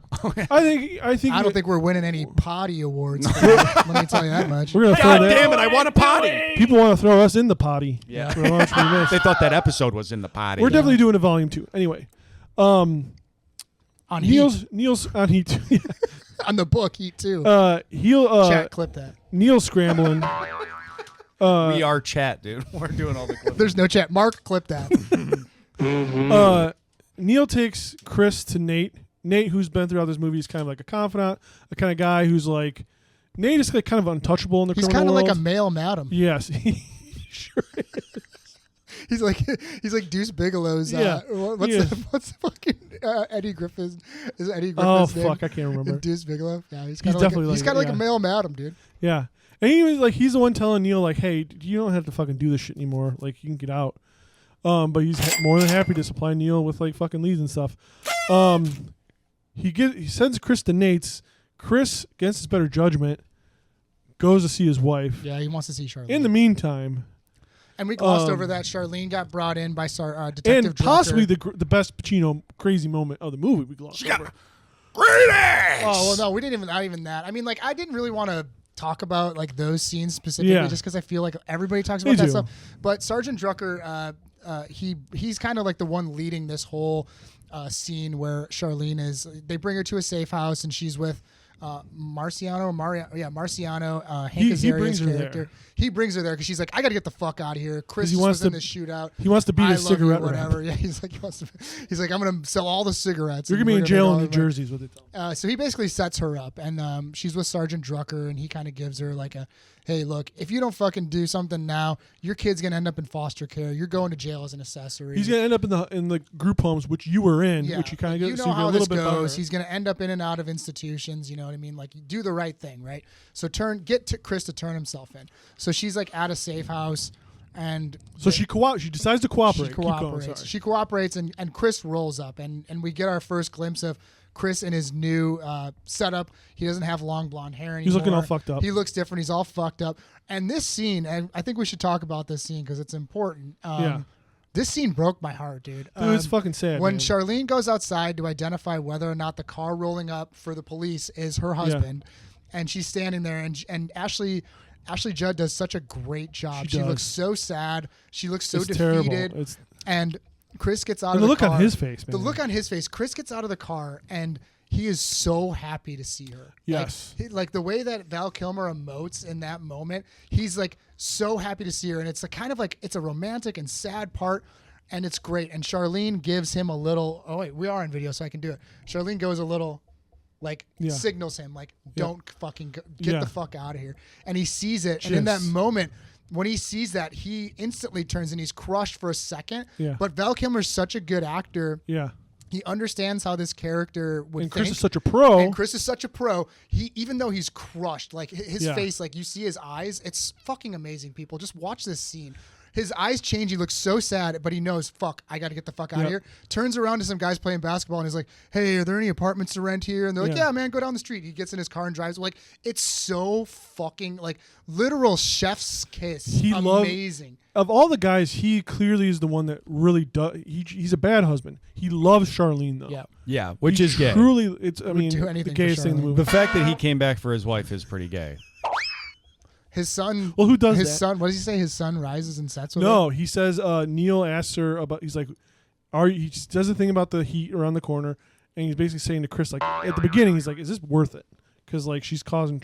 I mean, she's causing enough trouble that Neil finds her in that hotel with Hank Azaria and basically like assaults her and says like, "You're gonna fucking he's like, "You're gonna work chill it out out with until Chris," the until yeah. the heist, and then I'll fucking set you up." She's scared of fucking Neil, obviously, but And Neil's like, Chris, leave your wife and be gay with me. Dude. Be what gay he's- with that's me and ultimately what he's Detective Hannah. wanted this entire Hey, time. what do you say Yeah. about being poly with me and my friend, my guy Vincent? And they're gonna be in a throuple. Yeah. But I'll be the third. I could be the hinge of this whole thing. And Neil asks him that, and he says, "For me, the sun rises and sets with her, man." Yeah. And it's fucking heartbreaking. Yeah. Like it's great. He just loves this woman so much, and obviously, like his choices, just who he is, who she is. Yeah, and they're It just can't happen. It's a very powerful scene, especially when he's leaving too and like driving away because like they're kind of like it's like fuck like now what's she gonna do, right? She doesn't have Yeah. any money. She's got a kid. Like he's on his way. They can never like reconnect at any No. point because the cops are gonna be all over him. He gets stopped. He has fake ID and everything. He checks out because he Yeah. looks different enough. Yeah, and like ultimately, like both of their lives are gonna end like in like a tremendously Yeah. sad way. And it will be, and they both know, to their credit, it will be worse if he sticks around. Yeah, of course. If he goes to prison, it's worse. So, like, I mean, if he goes to prison, it's better for her and Dominic, but, like, the other option is he gets the hint and gets the fuck out of there, which he Yeah. does. Which, later, his story plays out in the sequel to this, Heat 2, which is a fun book. We won't talk about it. But, so that's the end of Chris's story. Neil... It's funny at the end of the movie because like Neil gets like 6, like I need a new out. Yeah. If I'm Nate, I'm like, motherfucker, this is the last one. Yeah. I don't have any more outs for you. I don't know how many times like he's. You know how hard it is to get all these documents together for you? I'm dude? on the phone with Expedia, just constantly rescheduling. Nate's these just a plane really tickets. good guy, dude. He's you know really what? Maybe nice. he might be the best character in this He entire might be movie. I think he genuinely might be a guy with a heart of Yeah. gold. Besides, working with murderers. Yeah. So Neil's finally like, no, this is it. Like, we're out of here. He gets Edie. He's got Edie in the car. They're driving to the airport, and he asked for Van Zant's info. This is before he's driving to the airport. Yeah. he has Edie, but he goes talks to Nate. He gets the out. And he's like, I'm gonna take care of business before I go, which is he wants to take care of the business of killing Van Zandt. Yeah, he wants he's to like, kill I Van gotta Zandt. do this. He wants to kill Van Zandt and Waingro. But he's like, the only one I'm gonna do is Van Zandt, and Nate gives him that information. He right? finds out from Trejo that it was Right. Waingro and Van Zandt working Right. together who killed him and his wife and snitched them to the cops. So he finds Van Zandt, and this is an awesome scene. Another Michael Mann like window breaking scene. The smooth way De Niro's like walking up, and like in one motion grabs the chair as he's spinning, and then spins and throws the chair into the window, breaks it, and like walks into Van Zandt's house. Yeah. He's like, "Where's Waingro?" Van Zandt's like, "How the fuck should I know?" He just fucking pops him. Yeah, doesn't even waste 2 seconds. He's like, "Where's Waingro? How the hell should I know?" Yeah. Pop, pop, pop. It's And he does that 3-shot thing is called like I know it is The the Mozambique the Mozambique technique. drill or whatever. I wonder if Alex knows that. I'm Probably sure. does. He I'm probably sure. talk about at length, which is I've cool. actually been yelled at for doing the Mozambique drill at gun No way. ranges before. Yeah, because Cool. you're not supposed to rapid fire at most handgun ranges. And the Mozambique drill, you got to shoot 3 off as fast as you can. So Yeah, it's yeah. like, I've gotten yelled at a couple times. As a gun person, I'm a gun guy. It's interesting. Look it up. It I'm comes a gun guy. It comes back in another Michael Mann Reveal, movie, Collateral. listeners. No, Collateral. we're gonna Tom Cruise's character like exclusively kills people with the Mozambique drill in that movie. It's 2 in the heart, 1 in the head, baby. And so he kills Van Zandt, and he's like, "Okay, we're off. We're on our way." Waingro's in protective custody because Waingro's like, Is he in protective custody or is he checked into the hotel and they're just spying on him? No, he's in protective custody. He's in protective Yeah. custody. because I think he rats on everybody Oh, okay. at this point. They're using him as I bait. think we could be wrong, but I think they literally set him up Oh, in the yeah, they hotel, are using him as hoping bait. that Neil would find out. because Hannah's 'Cause- given up. Well, Hannah gave that information out to the street. No, right, exactly. Yeah. You're right. Yeah. I'm saying that like I think that's like their last shot, but I don't think Vincent has given up. Once they lose Vincent, and like they lose him somewhere, and he's like, "All right, this Vincent's gone. Like we don't have him." He's like, "I'm gonna go tell home and take a shower and sleep for a month." And then, but the last thing that they have to play is the Waingro thing, but he doesn't think it's gonna pan out because no way Neil's so. Yeah, he's like, stupid. Neil's gone, dude. He's like, I'm fucking. Yeah. It's the discipline. You don't think Neil's not going to go back for Waingro, and Neil's driving to the airport, and Nate calls him and is like, "Hey, I know you don't want it because you're about to get out of here, and like I hope you're leaving." And he gives him Waingro's address.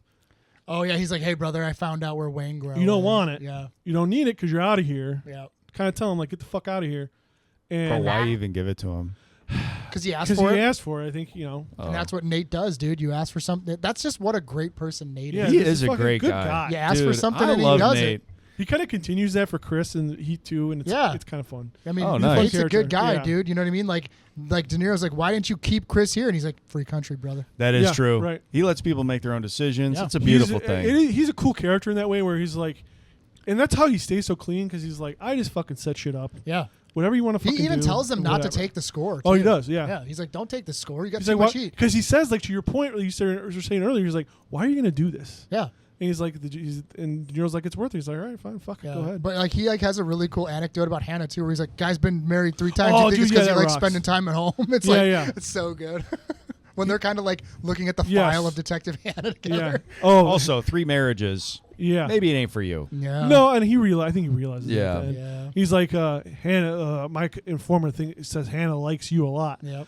Because he thinks you're so handsome and cute, he just wants to kiss you in the butt. He said when you guys met at the diner, he said, I have so many homosexual urges for He wants this to man. push your butt cheeks together like lips and kiss him. I have nipples. I have nipples. I have So I have nipples. I have nipples. turn him sideways and kiss him like a couple lips, and Neil decides he's gonna go to the Pee-pee time. He pulls off and he's like, all right, I'm gonna go fucking kill Waingro with his girlfriend in the car, with Edie in the car, which is fucked up. Yeah. This is how fucked up Neil is. Like, if you were Team Neil, fine. He just doesn't care. He just doesn't give a fuck about anybody Yeah. except for himself. Yeah. It's fucked up to take the woman that you quote unquote love to a murder. Yeah.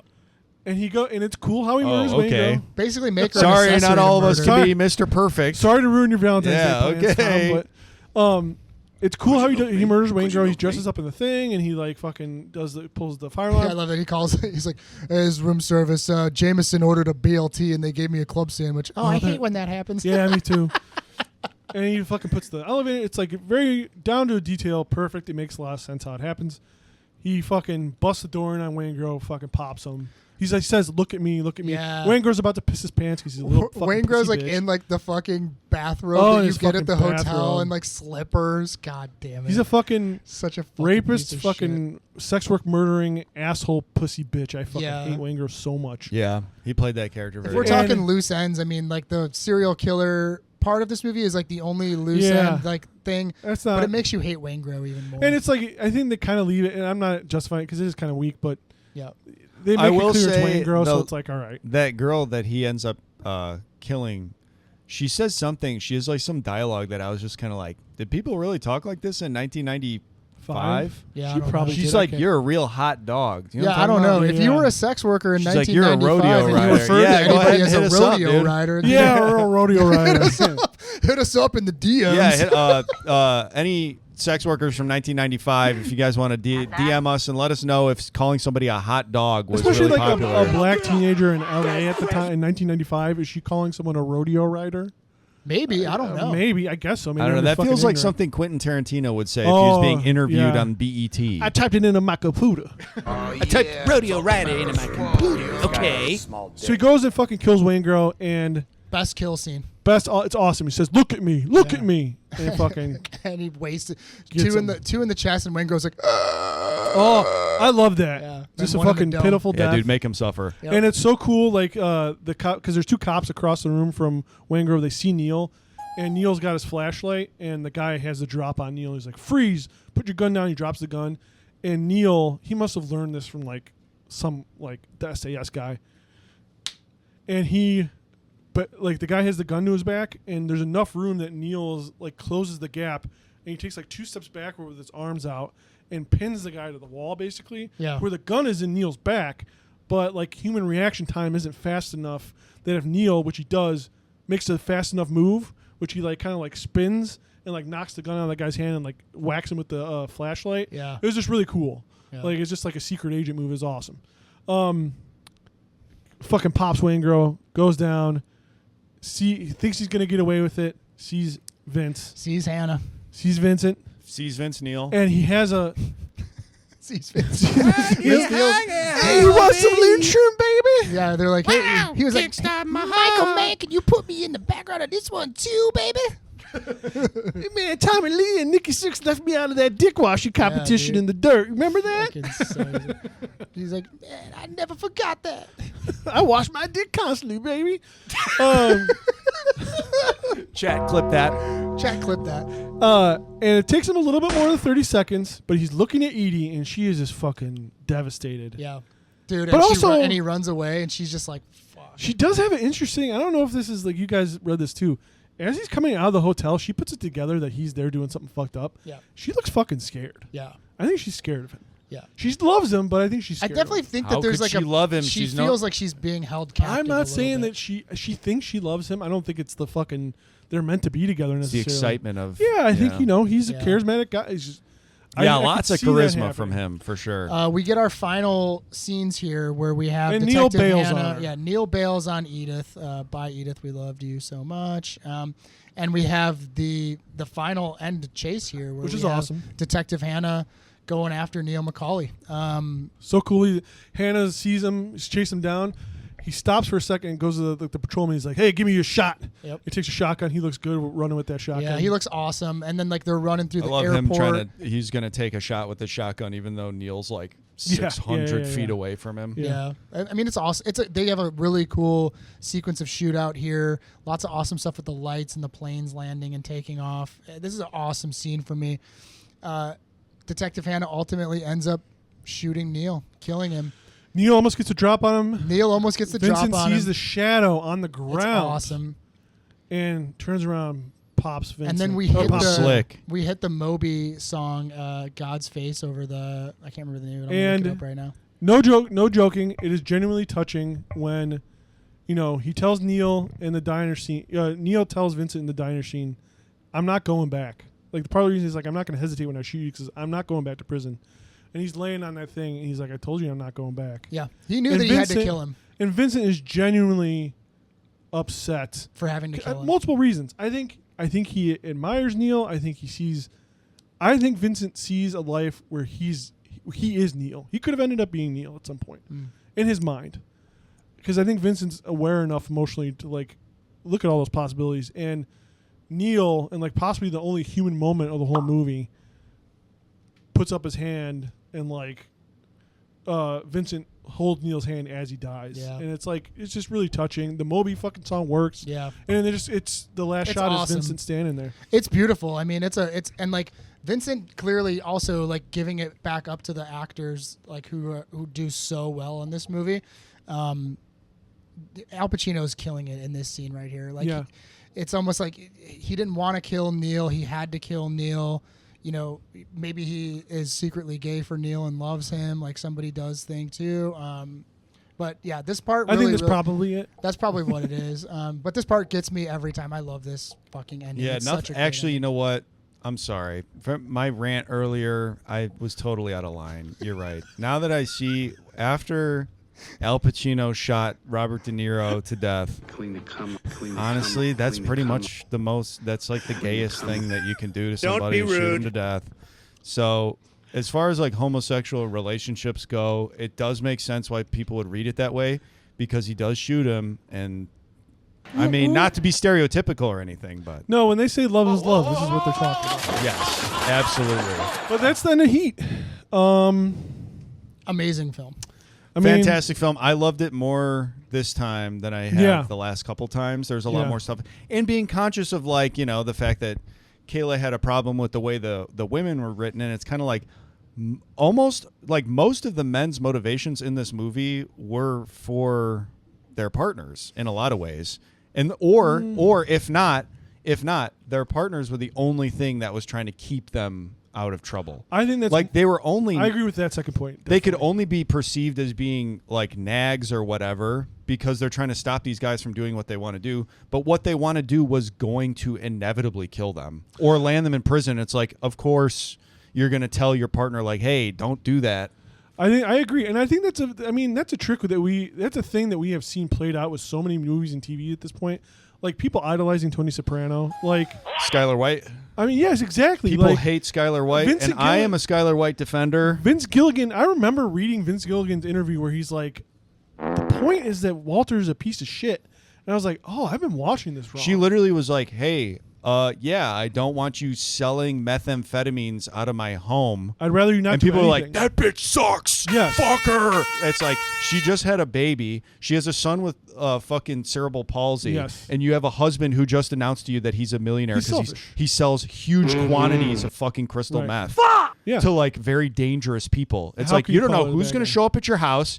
You have no idea what these people want. And you have a fucking newborn, and it's like she was, and it's like the antithesis of what fucking red pill incels always talk about, as Yeah. far as like, well, women just want dudes who make six figures and have Yeah. XYZ. She literally was trying to like raise money for him when she thought he was still a teacher. Yeah. He was fuck's making your no money, problem? and she didn't care. I was like, we'll figure it out. I don't care. I love you. I want to keep you safe. And then he's like, all of our money troubles are gone, but I'm selling crystal meth. And she's like, well, I don't want that around my child. Justine says almost the exact same thing, word for word, to Vincent in this movie. She's like, Yes. "I love you. I love you. Money, no money, fucking Yes. Yeah. wherever, whatever." And she's just like, "Just let me in." I think the second point you made is also something that I really took out of this movie this time, and I think it's really important that if you're watching this movie, is like, no, this is completely a dude's rock movie, and like Vincent and Neil are awesome, and everybody's awesome in this movie. Check yourself, like think about that, because I think that. Yes, maybe they're not the focal points of this movie, but I think they are incredibly important to how you're supposed to view these guys and all the events of the movie. None of this is necessary. None of this needs to happen. Vincent, at the end of the movie, kind of realizes, like, I didn't need to do any of this. Like, I don't know how it plays out in the book as, like, a sequel, but we can kind of forget about that. But, like, Vincent says they can't be together, but, like, you kind of get the idea that, like, he's starting to come around to the idea that he's all fucked up and that he needs to do better if he's going to. So, like, I don't know. There might be something open to that because, like, I don't think it maybe will work out well, but he of all the people comes around a little bit to the idea of, like, no, the way I'm living my life is fucking self-destructive and bad. Yeah. I mean, I guess at the bare minimum, you could say that it's kind of hashtag misogynist, which I don't want to sound like a woke asshole, but even fucking Dennis Haysbert's girlfriend is like, she's just like, you are on parole. You have a shit job, and I am proud of Yes, you. that's what I'm saying. Is like, That's at crazy. bare minimum, you could say that the problem with the movie, as far as how it relates to women, is that women only serve to be collateral damage for these guys' decisions. That's Yeah. it. Yeah. And I guess you could say that, and that I could buy into, but the whole like nag stuff and them just being like boner kills the whole movie, watching it back this third time, having that having that like idea in mind that some people might view it that way, I just don't. I don't think that was the intention at all. I agree that's not the intention. I think, unfortunately, it's hard to not see that as the intention when so many people view it as that. And I guess if it's written by a dude, it's hard to separate directed it. by a man, and it's like all the women act that way too. So Yeah. I guess I could see why somebody would read it that way, but I don't think that was the intention. But hey, I'm not a woman. You know what I mean? Yeah, I mean Yeah, anybody sure can. not. I mean, Yeah, I'd go to Hillsong. Movies can be interpreted in a lot of different ways. You know, I what mean, that's the fun of everybody's it. going to have their own interpretation. Like Tom No, alluded to. no, it needs to be hand fed to me. There's only one interpretation. There's that we only can one offer. interpretation, We won't and go it's the into it right again. one. I mean, one might have the interpretation that every single character in this movie, aside from the sex worker victims of the serial killer Waingro and Lilith, the partner of Breeden who dies, they're like really the only good people in this movie. I think so. Yeah, everyone else is at bare minimum like complicit. Yeah, I and mean, two women of color, which is like significant. yeah, I mean, like, Whether he planned it that way or not. yeah, and like Vincent Hanna's character too, like for everything, I think the biggest takeaway for me, especially like the ending of the movie when he's holding Neil's hand and everything, Vincent wants Neil to exist because Neil is the reason why Vincent does Oh, what he 100%. does. It's He true. can't justify doing anything else without a Neil McCauley. So like for him to finally end it all and like, okay, now what's next? Like, where do I go from Yeah, here? I'm always chasing the I'm next always thing. chasing I'm just the what I'm next going thing. after. Yeah. That's all he is. It doesn't matter like what that is, whether he's a cop or a criminal. And I Yeah. think I will say the Joker says the same thing about Batman. He says, mean- "I don't want to kill you because without you, like, what am I going to do?" yeah, what do I do? And Yeah. I think Vincent feels that. Christopher Nolan Yeah. probably, took Probably. that vibe for sure. I mean, heard Christopher Nolan actually created the Joker. Sure did. for He sure did. for Well, you know, he Tom. took it from Waingro. Here's a he took it from side note. The makeup. Wayne Groker. I guess there was like a makeup artist for The Dark Knight, and he was trying to make it so that the Joker's makeup was like super pristine. And the story is that it got like all fucked up. I think that's a joke. Is it a joke? I think that's Because that I might was- be the comedian Will Hines, who's like a really good improviser, Ah, and he was on a okay. podcast. But I think I saw a post about that today, and I didn't watch it, so I could be wrong. But I think he was like, I think it was captioned like the time I went on a podcast and made everybody mad because I said that I wanted the Joker makeup to Oh, meet. okay. He got But, me. like, it did He piss got me. people off. This is AI, dude. This is artificial improvisation. We are not AI. We are actually real. We are real people. guys. We That are guy's not real. Real old men playing bingo on Twitch. You're listening on a to the best fucking podcast you literally could ever listen to. after saying that out loud, I was like, wait a minute. I think Heath Ledger did his own makeup for that movie. So I was like, oh wait, somebody's lying. Yeah, that guy's a lying piece of shit. Fuck you. Yeah. This is gonna kick it off like the Heist Black Forest. This was the listener voted film that they wanted us to cover. Tom, what is our runtime right now? I think we're over 3 hours. We are well over 3. I think. We Minute for minute, the length of the debuted movie. the stream on Twitch. Mark is helping us record this for YouTube. If you're Thank just you so listening much, to this, Mark. you haven't watched it, go check it out. About That Action at Twitch, Yep. We are about that action on Twitch, on TikTok, We are, on Instagram. on Letterboxd. We're on Letterboxd too. We We're are on everything. elderly. We are elderly bingo on Twitch. Yeah. Yeah. You should start that. Yeah. So next week we will be coming back with Den of Thieves. I think is what we Fucking decided. A. to Den do. of Thieves, a movie that people have referred to as Monster Energy Drink Presents Heat. Oh yeah. Timu Heat. So it's going to be a I really good have time. not seen this one, so this will be all brand you're Is this gonna our love first it. Gerard Butler? Yes. This is our first and, Gerard Butler. Ice Welcome to the Cube's son. podcast, Gerard O'Shea Butler. Jackson. O'Shea Yes. Jackson and a bunch of 50. Actually, welcome back to the podcast, Curtis 50 Cent Jackson. Hell yeah. Yeah. Wait, Fucking what else was Expendables it? 4. Oh, Expendables that's 4. right, dude. I blocked that movie out of my And brain. then Pablo Schreiber? Who Hell yeah. would have fucking thought that we'd have done 2 Curtis 50 Cent Jackson movies? You know Yeah, what? that is crazy. You know, when I asked you guys if we want to do when we all talked about doing a podcast, I think we got to do a bunch of 50 Cent is what I said. Yeah, pretty What I much. meant was the 50 Cent podcast. Yeah, When I just do it so we can make a conceded dollar, you know and what I mean? talked about And action shit, man, he's movies. going to be in Street Fighter too. Oh He man, actually looks we're kinda gonna dope as Ball Rock. He we does got a look good. fucking special. We got a special episode when Street Fighter comes out. Anyway, that'll wrap it up here for About That Action. Join us next week for Den of Thieves. Thank you so much. We for love you. listening and hopefully you're watching as well.